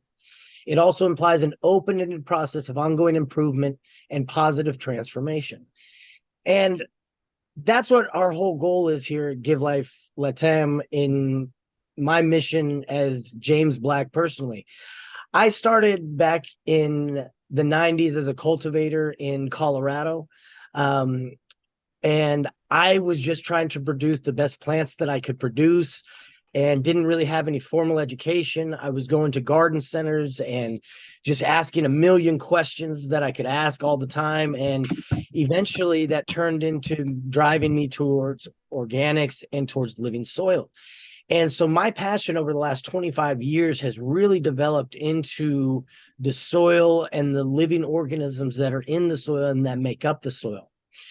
And part of the thing for traditional agriculture is I think it's so funny that we use that term for it because it's only been used for the last 150 years or so, but it's farming using synthetics and chemical inputs. And these inputs are actually very detrimental to the soil and the soil life and the ecosystems that are inside of it. And it kills the entire microbial life as far as bacteria and fungus and all of the beneficial organisms that help these plants grow naturally. And we developed this way of thinking back in the late 1800s when they were talking about the roots of plants had little mouths and were eating the nutrients that we were adding. And that's when the synthetic fertilizer boom happened. And then we started using methods like tillage, monoculture, overgrazing, all these different things. Well, just by tillage alone, we've released over 190 billion tons of carbon back into the atmosphere, and we've killed the upper layer of microorganisms. So now the plants are having a harder time year after year of processing the nutrients that we are adding to the soil. And the major part of traditional agriculture was that it was always short-term focused. It never had a long-term focus for sustaining the environment, sustaining long-term goals. It was always about the dollar, always about how much can we put in our pockets this month. And that's what we've based this industry off of for the last 150 years. And we're still using methodologies today that are from 150 years ago when we have all of the information on all of the technology at hand. So talking about regenerative agriculture, just by definition is farming and ranching in harmony with nature. There's nothing more to it. It's just coming back to where we're creating the life back in the soil. About 10 years ago, when I really started digging into the microbiology, a lady had said to me that there was only about 60 years of topsoil left on the planet. And I thought that she was lying. I didn't think that that could be possible. And I started doing research and I started looking into it, and she was right. And to me, this was so much bigger of an emergency than anything else that we're currently talking about. When we look at the soil health, it's the foundation of regenerative agriculture. Building the soil health and having a living soil that we're producing is what produces good food, is what produces good plants. It's what produces good livestock. But we've killed all that using synthetic farming and using chemicals and pesticides and all the asides that you can use possible. So now we've got to focus on reestablishing that. And then also the second portion of this is the biodiversity, and this is a crucial part of regenerative farming because it creates that ecosystem resilience. It gives natural pest control to where we don't have to rely on chemicals. And, then it allows also the plants to process the nutrients that are already in the soil. Phosphorus is one of the major things that we've been mining now that's depleting and at a rapid pace. We're going to run out of phosphorus, they say, by 2050. Yet all of the phosphorus that we put into the soils, only at maximum, only about 2% of it is available to the plants. Well, it's because there's no microorganisms left in the soil to process those nutrients into usable items for the plants. Instead of a nitrate, the plant has to process ammonium. And so you need something to create that. So next, getting into the sustainability of this, as it says here, this is about the long-term viability of food security for each individual country, but for the world in general. As our population is growing, we have to establish a way that we can keep up. And we're not going to be able to keep up if we're relying on chemicals and especially on these nutrients that are going to be depleted. Currently I put here at the bottom in India specifically, only about 15% of the farmland is under regenerative practices. That leaves a whole lot of improvement that we can go to, but it's got to start with the soil. And so making the change is critical, like we've been talking about. This is like the gentleman before us was talking about environmental restoration.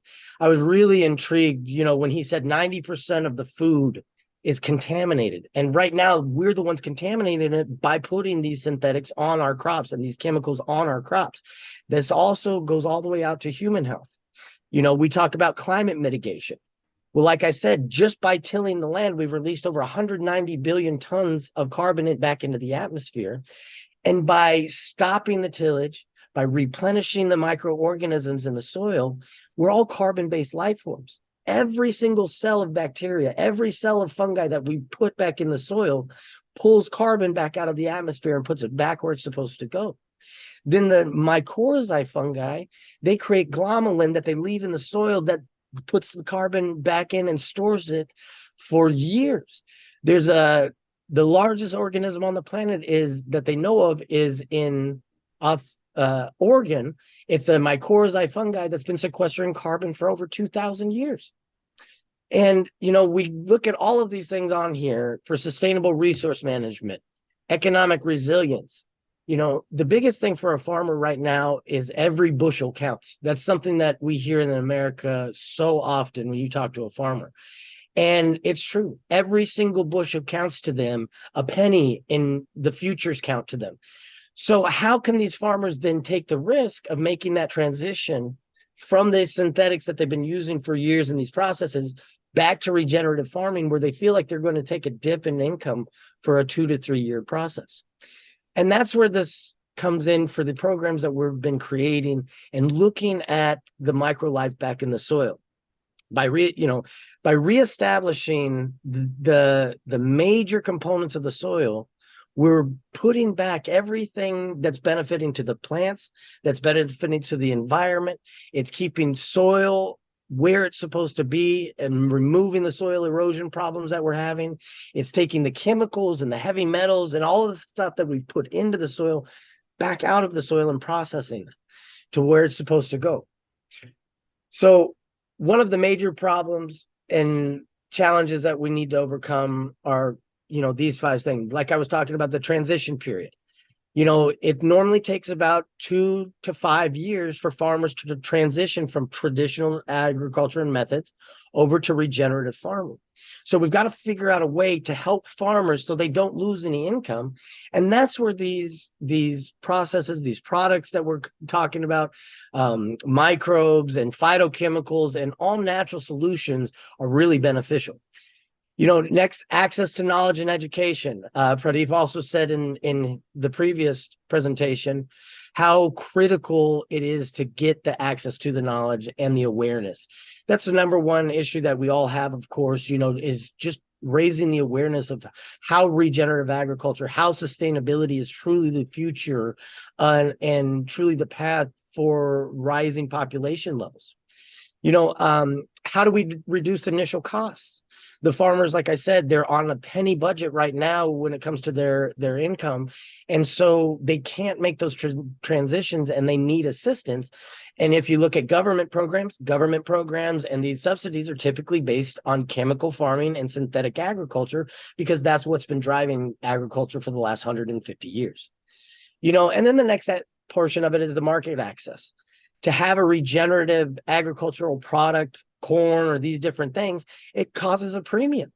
And so typically on a market scale, you're not seeing the response from the consumer that we'd like to see. Everybody talks that they'd like to buy regenerative products. They'd like to buy sustainable products. But when it comes to the cost of food and you go to the supermarket and you've got kids to feed, you still sometimes go to the cheaper thing. And so how do we bridge these gaps of these things to make this more affordable, to make it more widespread? And then the last challenge I put here is policy and the regulatory barriers. Most of the subsidies, most of the incentives are based on the synthetic farming industry. And unfortunately, to get incentives for sustainability for regenerative farming has proved to be a problem, especially in the United States and other countries. But as we're seeing this happen and as we're raising awareness and, conferences like this one here, especially, it's great that this is what's changing things. Right now, here's just a real world example. General Mills, one of the largest farming producers in the United States and around the globe, has committed to having all regenerative agriculture processes across 1 million acres by 2030, which is a huge step in the right direction, but it's still not enough.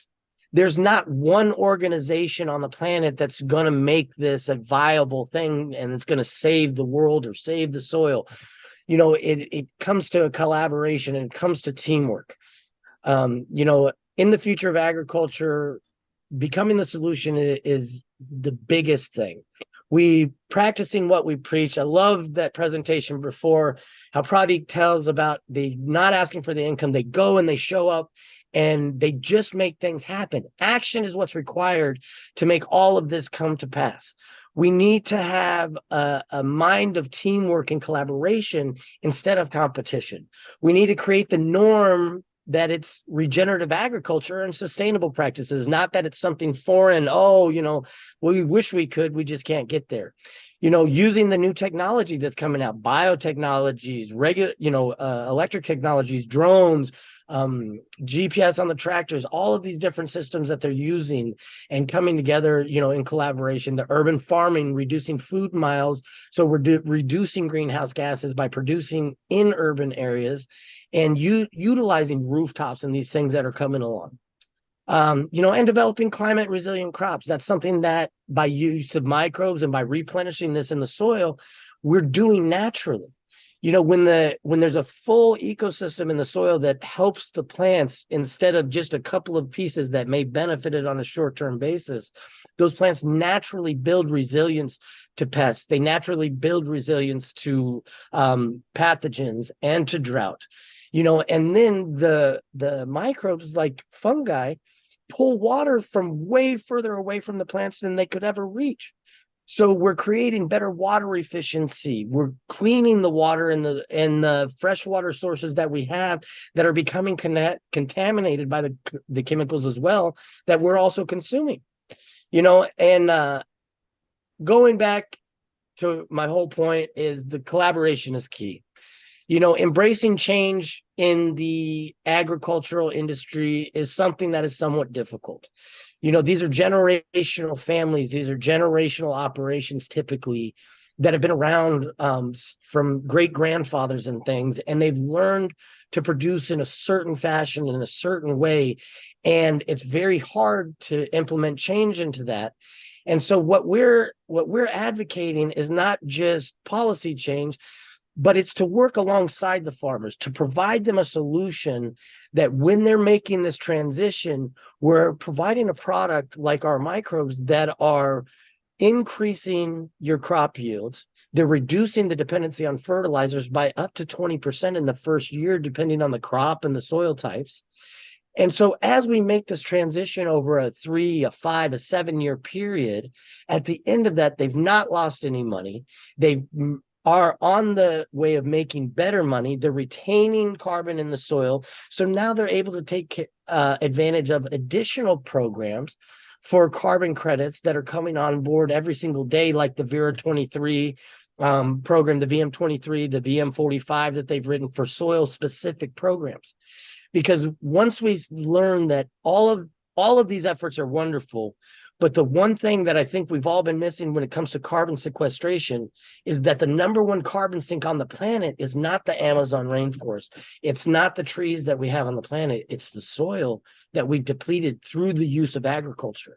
And if we can reestablish the life in the soil, we're going to not only help with the greenhouse gas situation, but longevity in food security, in national security by reducing the dependency on foreign fertilizers and chemicals.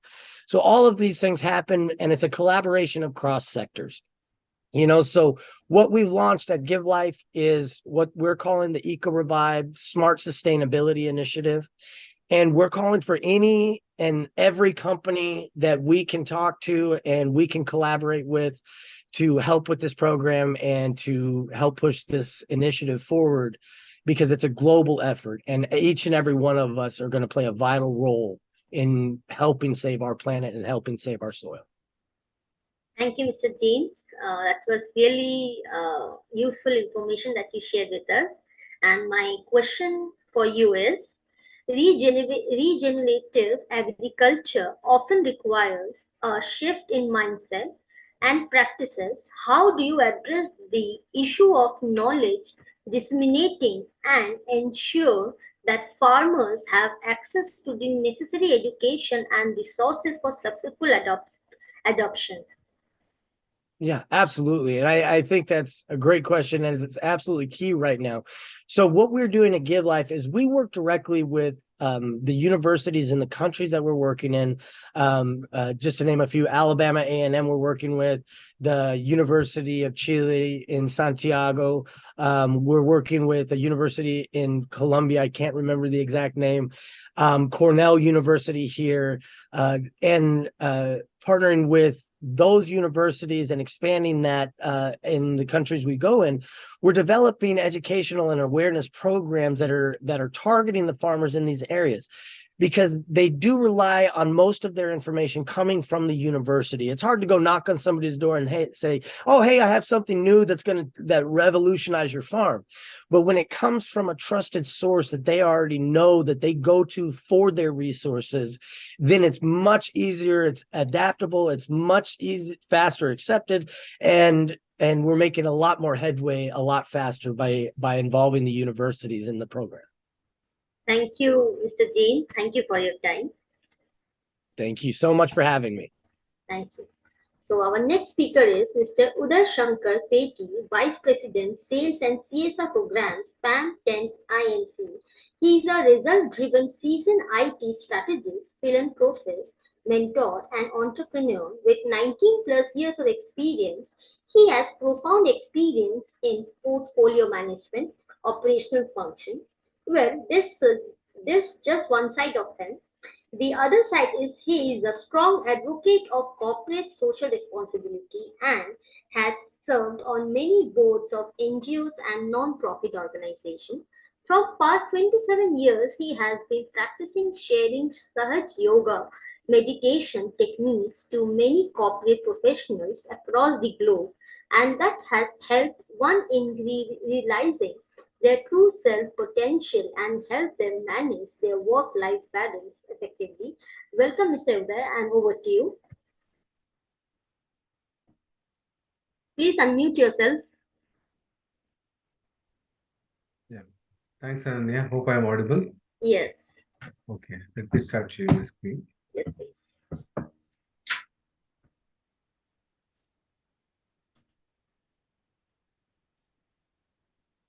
Hope it's visible, right? Yes. Great. So, guys, good morning, good evening to wherever you placed. So, I think you just heard about my introduction from Ananya. So, while I hail from IT background, what more insights my interest is about the well-being. So, I'm today going to talk a little on a topic which is way opposite to what you've been talking on. It's more on the meditation, which is aligned to the SDG 3 of healthy living and a sustainable well-being. So just take this time to quickly walk through what this technique can help for each one of us in our health, maintaining a good health balance and manage also the stress. So this meditation technique is called Sahaja Yoga, which actually refers to a spontaneous way of attaining this yoga state. So there's a lot of misconception around the word yoga. When we talk about yoga, people relate, at least India for sure, people have been relating yoga to physical yoga asanas, but not just physical yoga asanas. Yoga is a larger meaning. It is a connection or union of two large energies. That is what we are going to learn today, experiment also today in the last 5 minutes. Spontaneously achieving this union is what we're going to realize today. Two energies, what are these two energies? To name it, one, we believe in the entire cosmic energy, the mother nature, which has been controlled. We were talking about sustainable environment and things. So it's all the mother nature has a lot of energy, and we are also part of this nature. So we do also have this living energy which is lying within us. So when this living energy which is within us connects and unites with this cosmic energy, right, all-pervading energy, that state is called yoga or yoga. This is a very old name which has been derived from Sanskrit in India. So spontaneously achieving this state of union is what we're going to learn through an act of meditation. So let me try playing a small video clip which talks about what exactly meditation is. People again have different uh, thoughts around what meditation is all about. So let me play this video and see if we can try to understand this. And then just confirm if you can hear this audio. No, it's not audible. Okay, where do I change the setting? In setting, please on the audio itself. Yes, so now I should be able to. Looks peaceful Can you hear it outside. now? Yes. Is it all meditation? What a relaxing experience. But what looks peaceful outside, is it always the same within? The human awareness is like an egg, full of infinite potential. When we meditate, we come to the present, where the light of truth shines upon us. But in practice, this does not happen. Thoughts from the past and future cloud our mind and disconnect us from the present. We try to stop them, but as soon as we stop one thought, another enters. This goes on, and instead of relaxing, we get exhausted. Meditation seems impossible. But what if we could stop our thoughts without putting any effort? Would you like to try this effortless meditation? Then come along and learn Sahaja Yoga meditation, which begins with the awakening of the power within us called Kundalini, which once awakened, our awareness goes beyond thoughts. We are freed from all the bondages of anger, greed, and fear. In this serene light of truth, our attention starts evolving.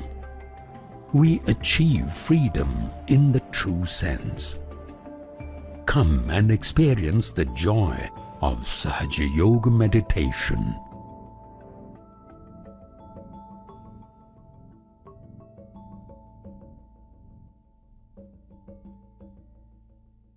Yeah. So I believe this small graphical video gave you a gist about what meditation stands for, and it largely talks about you getting into a state of thoughtlessness and you completely aware of it. That's what meditation is all about. People have this conception of being concentrating on an object and watching it for hours together. Not really. Meditation is a state of you being in thoughtlessness. What happens then is this energy within us, which I was talking at the start of the session, awakens. So let's try to understand about more about this power, which I was referring to earlier, the living energy which is lying within each of us.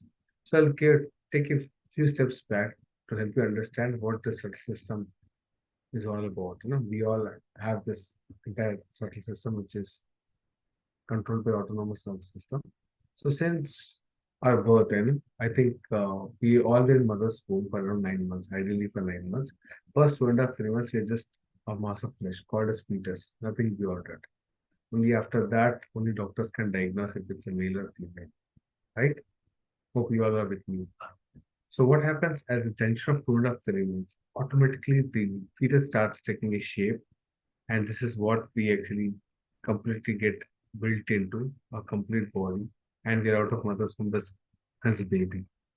So what happens during this duration of 3 to 6 months is it actually starts forming this nervous system, which contains 7 different plexus. You can see different colored circles here, right, across the spine. So those circles are nothing but the plexus. They are more of a conglomeration of nerves, which are the energy centers. Chakras is what we call it in Sanskrit in India. So these are the powerhouses which control a lot of different qualities, features, and functions in our body. So there are 7 different regions as you can count it, and 3 different. You can see the thread-like structures: the blue, yellow, and the white one. Those are the sympathetic and parasympathetic nervous systems. So these control our body. The left sympathetic system largely takes care of our desire element of our body. So anything we wish to do it, first thing what we have to do is to desire about it. For example, for us to take a session on this, we had to have a desire. Post which we'll have to have a complementing action for you to come and present it, which actually is largely governed by the right channel, which is the yellow channel here. So these 2, 3 channels helps us nourish a lot of energy centers and take a control of our actions and desires in our body. So I'm just trying to tell you what all things actually are present in the body at a very high level. So in a nutshell, what I wish to tell you is this nervous system is consisting of all the 7 different plexus and 3 energy channels which have been controlling the body. But why I'm talking about this is once we are out of our mother's womb, what happens is you would have noticed for small babies, this was palpitating at the top of the head. The cortical bone area has been palpitating. But now, if you all touch your top of the head, can you all do it while I'm talking? You can actually feel it's very hard. So, what do you think has happened? Since we were babies, right? This is happily palpitating and this is very soft. And now it got harder. So the reason behind this is that there was this energy flow that was connecting to this spontaneal bone area. You can see a flowery structure on top of my head, right? Through which the energy percolates down into our body and forms this entire nervous system. But after 10, 12 years, what happens is we start thinking too much about ourselves. Maybe we call it ego, super ego, and a lot of conditioning around it, right? That stops all this flow of energy. And the amount of energy which is residual, right, that comes and settles down in small triangular bone at the bottom of the spine, which you can see it in triangular bone area here, the bottom of your spine. There is where the living energy which has created us is lying there. And this is so practical that in a couple of minutes from now, we will do a very small experiment and feel if this energy is really present in each one of us or not. Because I don't believe in blind faith. I have practiced this since almost last 27 years. I started my journey when I was in school, and then it's been a great journey since then. So, Kundalini is something which is residing in our body. So, in a nutshell, this is what we have learned in this slide. So, now it's time we actually do this process of awakening. So, there is a technique of meditation through which we can awaken this energy. And this has been discovered by this lady who has been a doctor. She's a founder of Sage Yoga Meditation Society. And this meditation is spread across 130, more than 130 countries. I think you can look into Google, look into the websites, you'll find a center wherever you are located in most part of the world.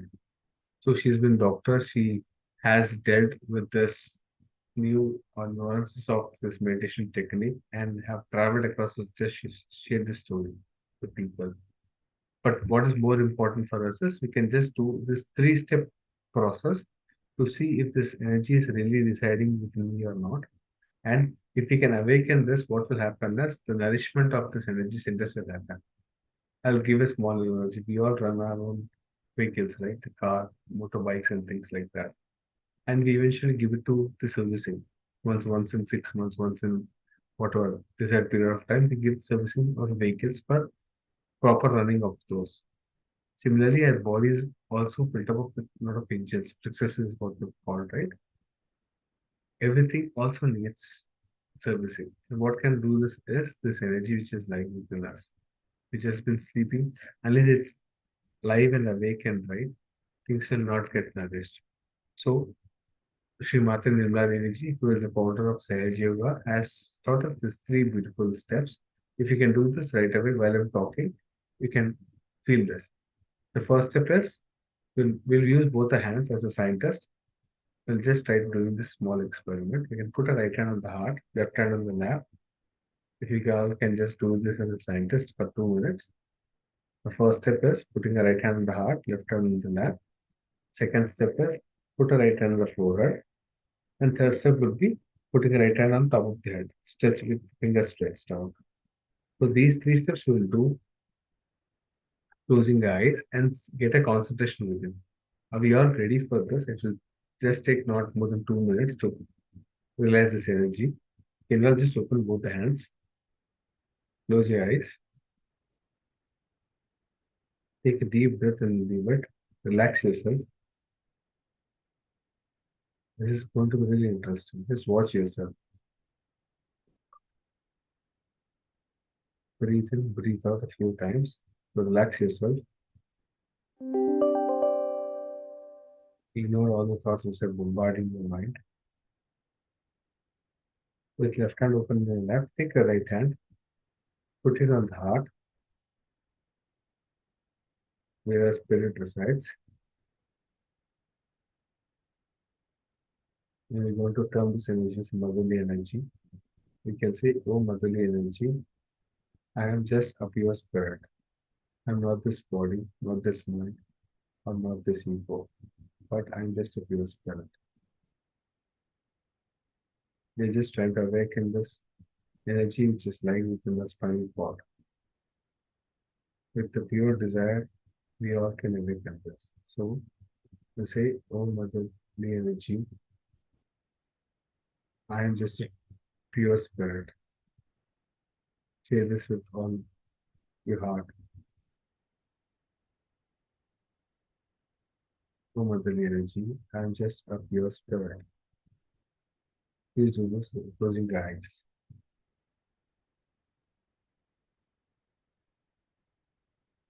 Slowly take your right hand to the forehead, left hand open in your lap, bend your head slightly down. We will take an affirmation here. A lot of thoughts keep disturbing us and distracting us all during the day. So you have to say, oh Mother, I forgive all my thoughts which are disturbing and distracting me. Oh Mother, the energy, I forgive all my thoughts which are disturbing me and distracting me. Oh Mother,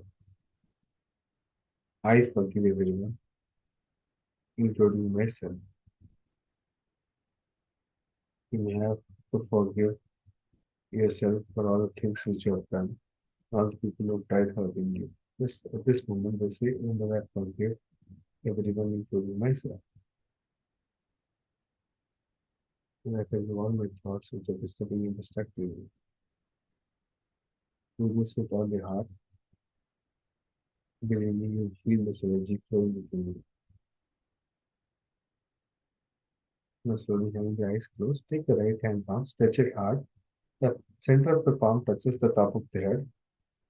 Bend your head slightly down and gently rotate the scalp underneath the hair in clockwise direction. The center of the palm is touching the top of the head with fingers stretched out upwards. And rotate the hand in clockwise direction so the scalp underneath the hair is moving. You now take the final affirmation here. Oh motherly energy, please give me my self-realization. Oh motherly energy, please bless me with my peaceful home.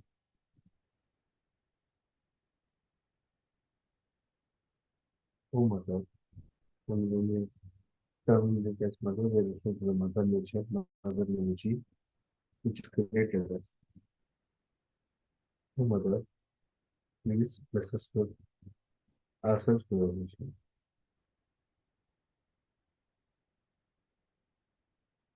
Oh mother, let me feel the bliss which is lying within me. Say this with all your heart. formula u plus 2 is the free filter. Have your eyes closed. Now gently lift your right hand 2-3 inches above the head, not touching the head. So the right hand palm is facing the top of the head. Now slowly move up and down, not touching the head, 2-3 inches above the head.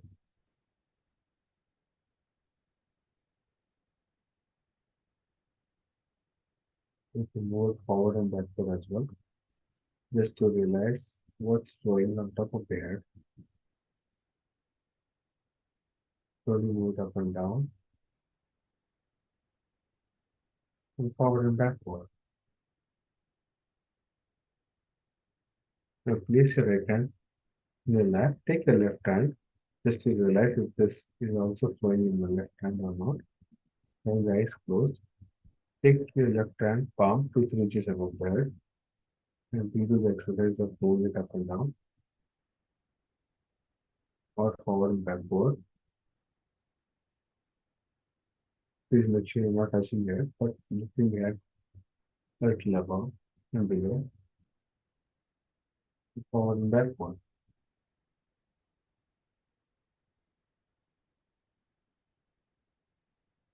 Now get back your left hand back into the lap, but for one last time, again put the right hand back. Now this time you have a feel of it intensity. 2-3 inches above the head, having eyes closed. Forward and backward.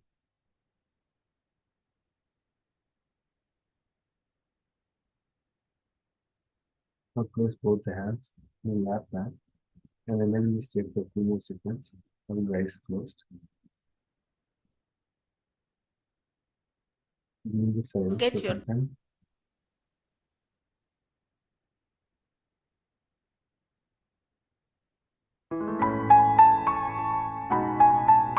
Try to enjoy this music or in meditation state.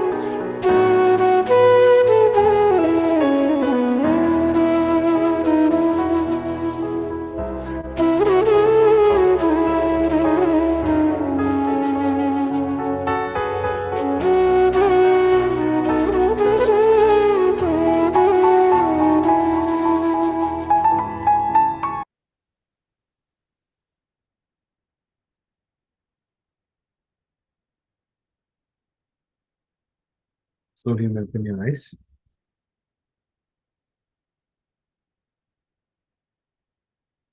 So hope you all have felt something, right? You all want to just type to the chat what you felt. So this is the feeling where your energy that has been sleeping in dormant state within your spinal cord, which I referred to at the start of the session as the living energy, the Kundalini, as you can see it on the slide, has awakened back. Now it actually got activated and it's now again connected back to the quantum pole that we have, through which it has entered into the body. So now we have connected our wire to a big transformer for energy and we'll have to sustain this. What is important is to sustain this. so that we spend only 5-7 minutes in the morning, 5-7 minutes in the evening doing meditation. Believe me, so last 27 years, I've been spending no more than 10 minutes in the morning, 10 minutes in the evening, just doing this small meditation. And believe me, life has been so blissful. Things may not happen the way you actually wanted or anticipated, but you don't end up taking stress. This is the beauty of it, because this energy is always nurturing and correcting us.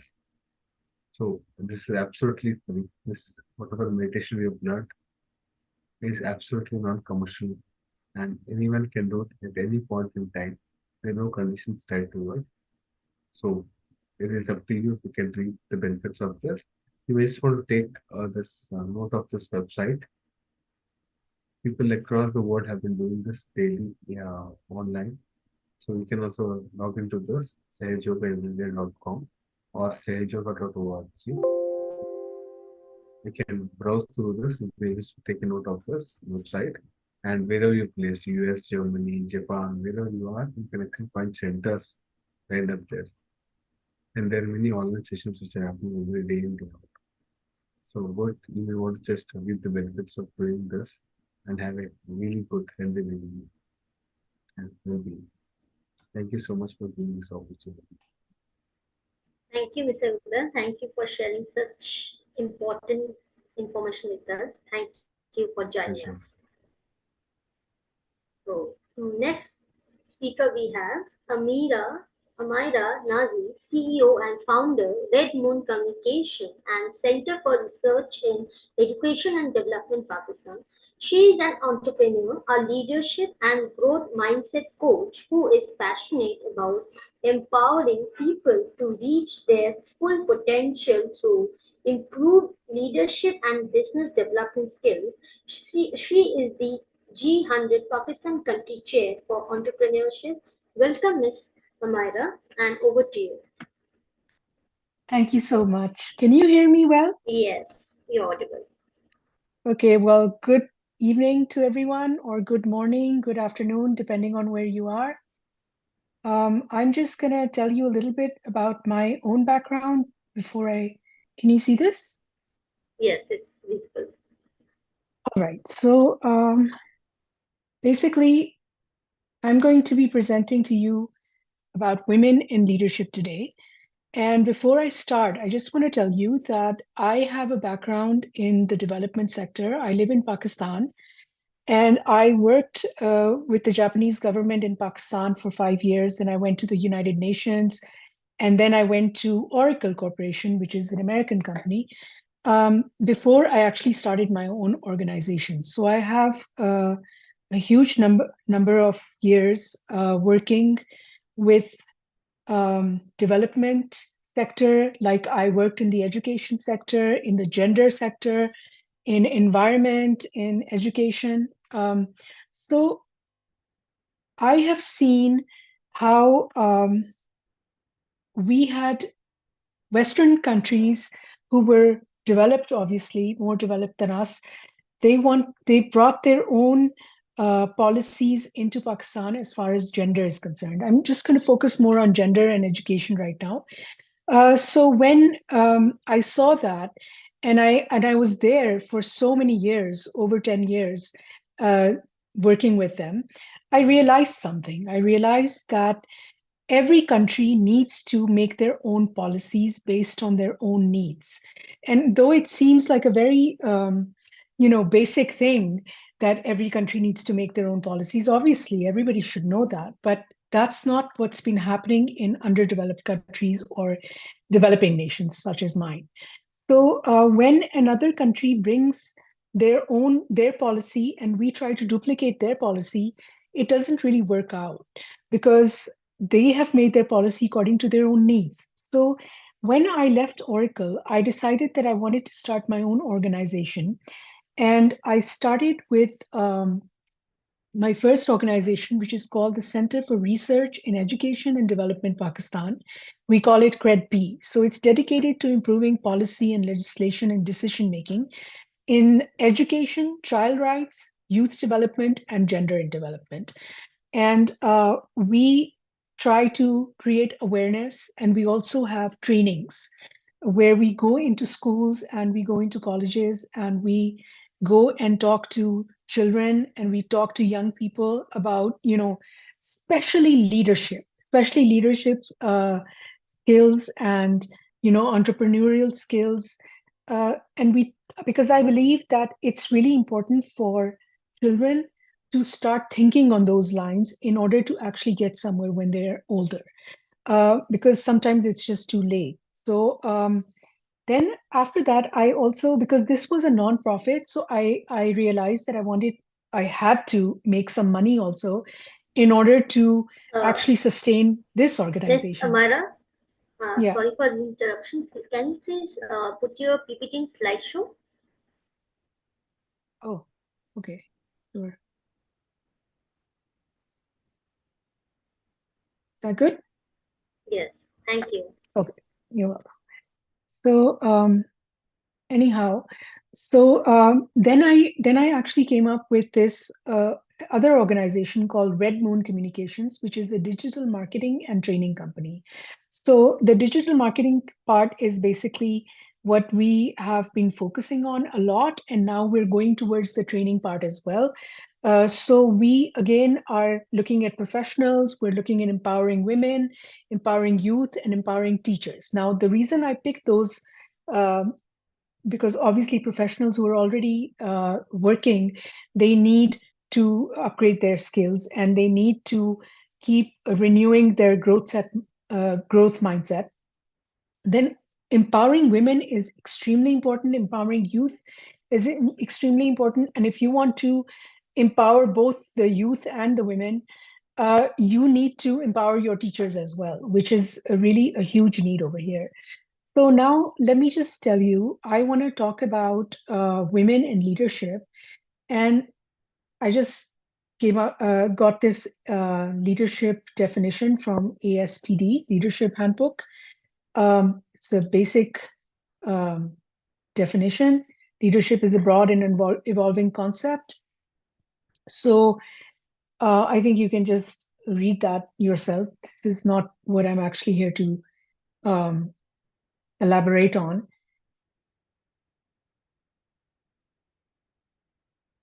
So here are some of the characteristics of leaders. We give a lot of leadership uh, and business development trainings. And we actually go to schools and we talk to children. We actually collaborate with universities in Pakistan where we uh, give our trainings to the youth. So when we're looking at leadership, you have some basic characteristics, personal attributes, actions and behaviors, competencies, knowledge and expertise, and of course the experience is probably the most important. And the practices that we teach for exemplary leadership is model the way, inspire a shared vision, challenge the process, enable others to act, encourage the heart. Now, the reason I'm kind of flying through these is because that's not what I'm here to discuss, and I want to spend more time discussing why women need to be in leadership, why more women are needed in leadership. So let's first look at an overview of women's leadership. Um, Women CEOs run 10.4% of Fortune 500 companies today, and that means that 90% Fortune 500 companies are run by men. So even though this is a better number than 10 years ago, 5 years ago, 20 years ago, but still it's very low. And then worldwide, 10.6% of top executives are female. Women make up 28.7% in the US House of Representatives. There are 28 women heads of state worldwide. Women account for 26.5% of elected parliamentarians around the world. These numbers are better than what they used to be, so it's a really good thing. That means things have improved, but we still need to go further. All right, so let's continue with that. These numbers are from the World Bank. These are the women parliamentarians in these countries. So Pakistan has 20%, United States has 29%, India has 15.1%, Uganda 34, Morocco 24, Philippines 27, UK 35, and Finland is the best, 45.5%.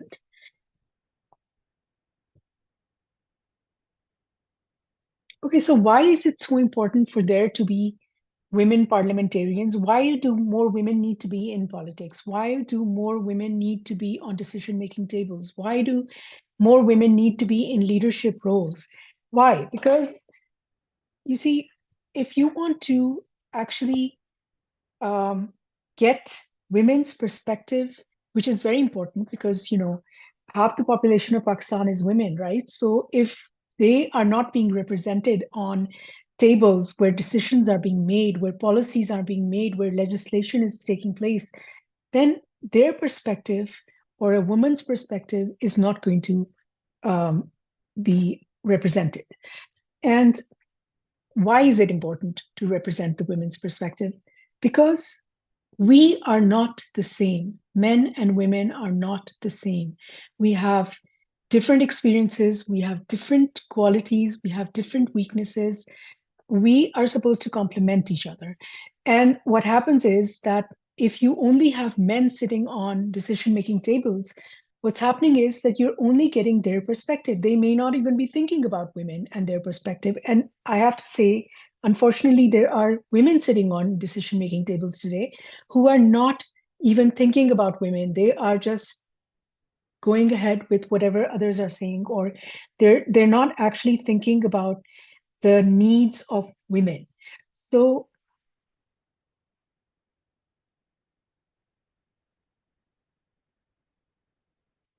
okay, so true equality will only be reached when more women rise to the top of every government and every industry. More women need to sit on decision-making tables and support the perspective and needs of women. It's important for women to do that so that when policies are made, like I said, the needs of women are incorporated, and implementation of policies and legislation should also reflect that. And for this to happen, men need to support women, but women also need to support women. So unless there are more women at top positions who support other women, we will never be able to get rid of stereotypes against women. And women bring unique perspectives and experiences to the table. Because like I said, we are experiencing things differently. And men are experiencing things differently. And there's nothing wrong with that. That's just how it is. We are different. So we experience things differently. We have different ideas. And so leading to more innovative and collaborative decision making. Empowering more women to take on leadership roles can help decrease gender barriers, encourage inclusive work environments, and eventually bring about improved business outcomes. Like I said, we bring different things to the table. So we both need to be there, men and women. Women and men do not need to have the same leadership styles. Now, a lot of times when women go into leadership roles, because there aren't enough women there, so what they do is they start emulating what the men are doing, and they don't actually use their own abilities to lead. They start emulating men. And so women and men do not need to have the same leadership styles. Women do not need to emulate men. More women in leadership roles will help encourage women to feel confident in their own leadership styles and bring their unique qualities to the table. So when I am also a leadership and growth mindset coach, and when we actually talk to women, and I even have, I just did a YouTube series on women in leadership, and I got women from different parts of the world who are already leaders. They are in leadership roles in their own countries, in their own work. And we went over, different questions I asked them. And these things came up again and again and again. That one thing is that women should not emulate men in their leadership styles. Women should be women. They do not have to dress like men. They do not have to dress or talk like men. They do not have to behave like men. They have to bring their own qualities out.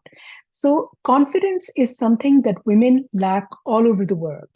This is probably because of how we are raised. We, as women, we typically we have been raised to, just to get married, have children, and then raise those children. And and that's still happening in my own country. That's still happening. And I'm not saying that everybody's doing that, but there are still certain segments of society where that is still happening. And confidence is something that if you do not have confidence, sometimes your competence will be overshadowed. Your competence is not really going to get you anywhere if you don't have confidence. But competence, again, is also very necessary. Women need to make sure that they know their work, and they also need to know how to speak the language of their business. Then they need to know, as a woman, you need to know your power, because a lot of times women have been seen to, minimize their work, underevaluate their skills, not give themselves enough credit, or suffer from the imposter syndrome, which means that you think you are not good enough to be where you are. If you are succeeding in something, you just keep feeling, am I actually that good? Am I actually good enough to be up there with other people? So then there is know how to market yourself. If you don't know how to project yourself, and that doesn't mean that we should all go around projecting ourselves all the time, but there is a space, there is a place for everything where things have to happen. And if you're invisible and you're just waiting to be noticed, then nobody's actually going to you won't get to a leadership position like that. And so you also need to make sure you define your brand properly. So again, then lifelong learning. This also has to do with a growth mindset. If you are stagnant in where you are, you are not going to grow unless you actually move out of your comfort zone. If you go and learn things that you don't know, push yourself to be in a place where you really don't want to be sometimes. That helps you grow as a person. And lifelong learning, so you keep upgrading your skills and you just keep growing. Then communication is a very, very important thing. You need to pay attention to how you respond to situations. You need to communicate so that your communication makes an impact. So these are some of the things that we actually talk to women about. This is just so that you can understand where I'm coming from and what needs to be done. So that's all from me for today. Thank you so much for listening. Thank you so much, Myra, for sharing such useful knowledge with us. Thank you for joining. Next, we have Mr. Rafael Herzberg, independent energy consultant, electric engineer who started at ELTEC in 1977, a leading company in the power connectors and accessories up to 800 kV in Sao Paulo, Brazil, became its CEO in 1987, led the company to joint venture with ALCOA, its cable division, co-founded an energy consulting company in 1987 and was its CEO till 2018. Since then, he is an independent energy consultant. Welcome, Mr. Herzberg. Over to you.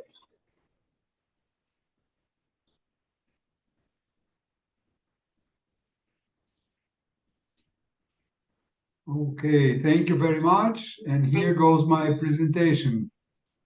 Is it fine as it is? Yeah, please do your PPT. Can you please make your PPT in slideshow? Yes, thank you. Okay. I will talk about a new proposition regarding the contracted demand. And my experience has been for many decades working as a consultant for large industrial and commercial energy users. And this demand flexibility exchange will show what could be developed by local electric utility companies to help their clients and themselves. So the agenda of these 15 minutes will cover what's the challenge as seen from the utility and from the clients, what's the value at stake, how the demand flexibility exchange is a solution, how it works, and making it happen. So let's talk a little bit about the challenge. Industrial, commercial, and institutional energy users, they are charged by kilowatt demand, and it is a fixed cost. We don't speak too much about the kilowatt demand. We are more used to talk about the commodity, kilowatt hour. But kilowatt demand is, roughly speaking, a cost that is somewhere around 20 or 30% of the total bill that is charged by the local utility company. And what's the challenge? Industrial and commercial energy users are always changing what they are doing. But kilowatt demand charge is a fixed cost. So there is a challenge, because the local utility company is able to charge a fixed cost based on the contracted demand, or, as we say, a ratchet, meaning specifically that the local utility company compares the maximum demand that was charged in the previous 12 months, and they apply a percentage, for example, 85%. So the recorded demand of each month is compared to the fixed cost, to the fixed demand, which is sometimes used by the electric utility company, or the ratchet. And it is a fair arrangement, because the power supply chain is a capital intensive initiative. So the local utility company must be properly compensated. And how to deal with this disparity between the need for industrial and commercial energy users to always change what they are doing, with this fixed arrangement with the local utility company when we are talking about demand. And here's the deal. The value at stake, if we are talking about the electricity power supply chain, and by that I mean generation, transmission, and distribution, we are talking about an investment that is in the range of $3 billion per installed gigawatt. So we are talking about huge numbers here. So if we are able to somehow address this challenge, potentially every other party involved in this energy supply chain, including the clients, could be having a benefit. And what's the proposed solution that I offer to the electric utility companies and their clients? Kilowatt contracted demand differences to be exchanged in a zero-sum game. Let me give you a brief overview of what we are talking about. One client may be willing to decrease its kilowatt contracted demand because, let's say, they are reducing their production activity, or they developed energy efficiency initiatives, whatever. So they are willing to decrease its contracted demand. And on the other side, there is another client who is in the opposite situation. This guy in the opposite situation is willing to increase its contracted demand. In the traditional format, the client who is willing to decrease its contracted demand would have to still pay the same kilowatt contracted demand to the local utility company. So there is what I am branding as an idle demand. So this guy would have to pay for an idle demand which is not being used. On the other side, this guy who is willing to increase its contracted demand, the traditional way would be to ask the local utility company to increase its contracted demand. But the idea beyond this demand flexibility exchange is offering a platform by which the two sides, the one who is willing to increase and the other who is willing to decrease, they meet and they exchange their demand differences. And why is that so interesting? Because from the utilities perspective, we are talking about the same total kilowatt contracted demand from the utilities perspective. And the clients will be able to better adjust their contracts. So it's a win-win situation. And how does the demand flexibility exchange would work? The local utility company would sponsor this demand flexibility exchange. And then when parties, and when I say parties, I mean industrial, commercial, and institutional energy users who are connected to this local electric utility, they could meet using this demand flexibility exchange. And when they exchange their differences, the local utility company would validate the transaction by sending them the contract amendments. And why is that so interesting? Because the utility company would therefore avoid very heavy capital expenditures to make sure that they would meet the contracted kilowatt demand by their clients. And the good news for the local utility company is that with the same original capital expenditure, by allowing these demand differences to be exchanged, the utility company will be able to supply additional kilowatt-hour energy sales using the same total infrastructure. Well, I have been thinking about how to make this demand flexibility exchange happen for each specific electric utility company around the globe. To make it happen, I have thought about 4 steps. The first one is developing a pilot project sponsored by the local utility company. This pilot project would be a small project, basically so that the local utility company would discover the benefits that they would be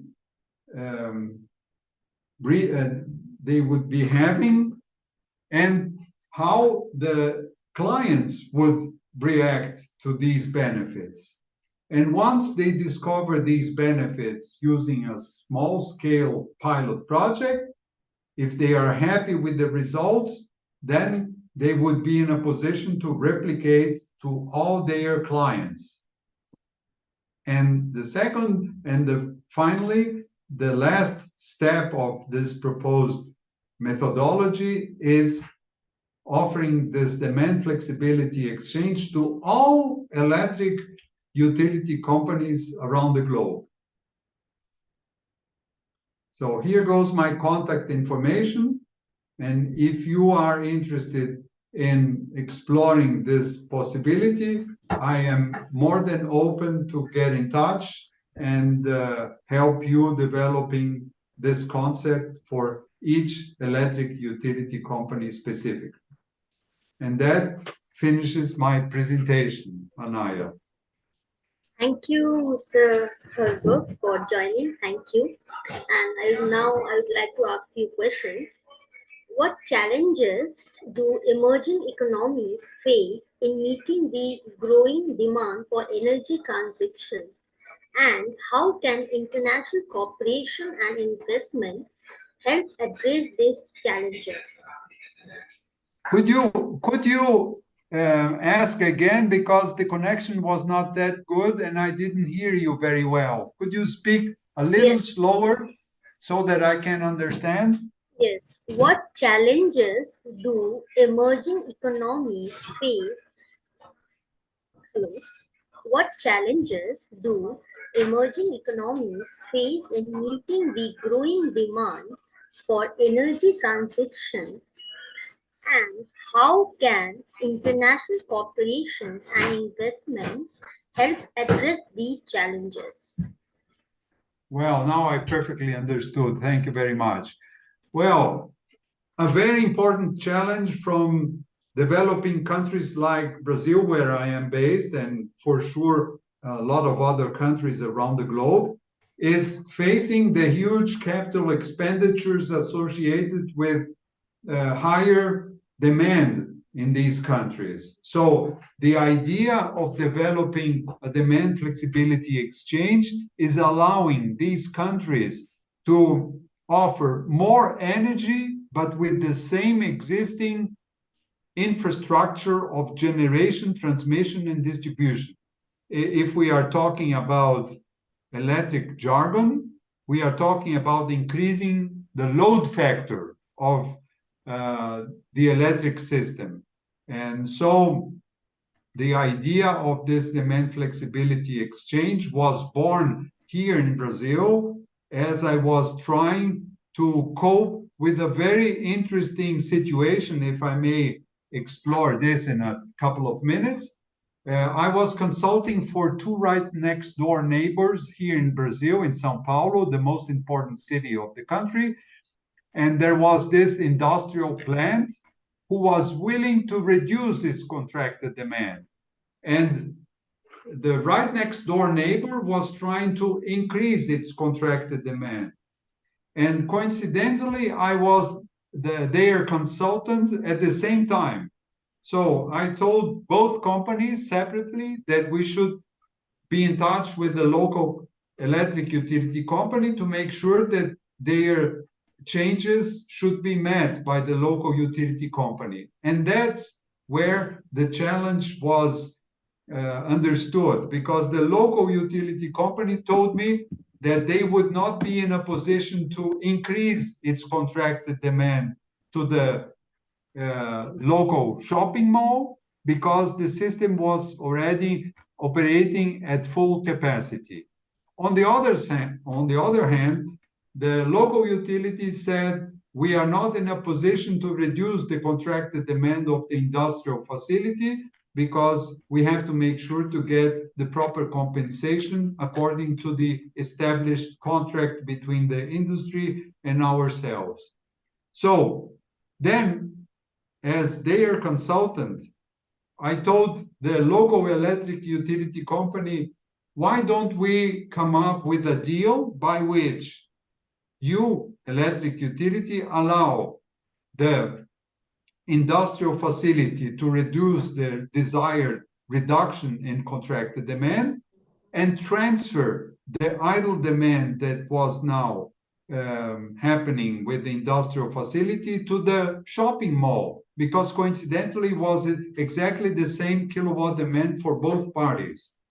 And then they said, well, then they didn't want to discuss that.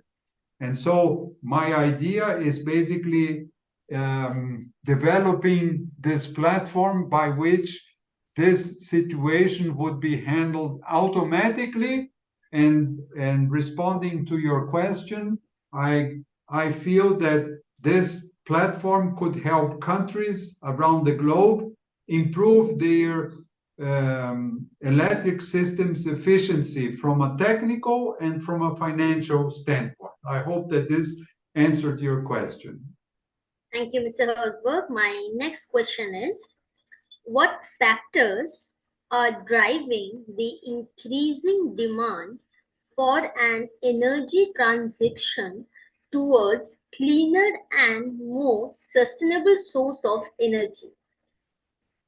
Well, electricity is basically improving its penetration in our electric matrix.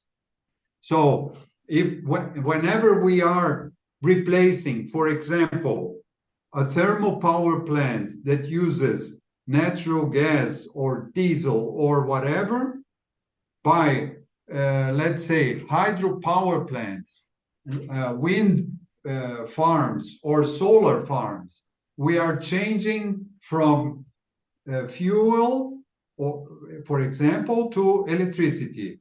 And then we are facing with new challenges because these increases in electric usage, they have a very important effect on the total package if we are considering each country. So we are basically changing from fuel to electricity by means of hydropower plants or solar or wind primarily.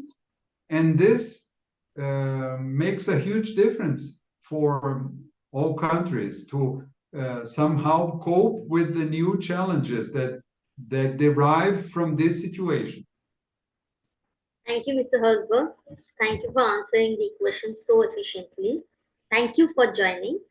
And thank you all for participating in this Knowledge Sharing Global Sustainable Development Summit 2023. Special thanks to all the speakers who have shared their valuable insights with us. With this, we come to an end for today's summit. We will meet again on 27 and 28 October 2023 with all new speakers. Once again, I would like to say thank you for joining us today from the entire GCPIT team. Thank you.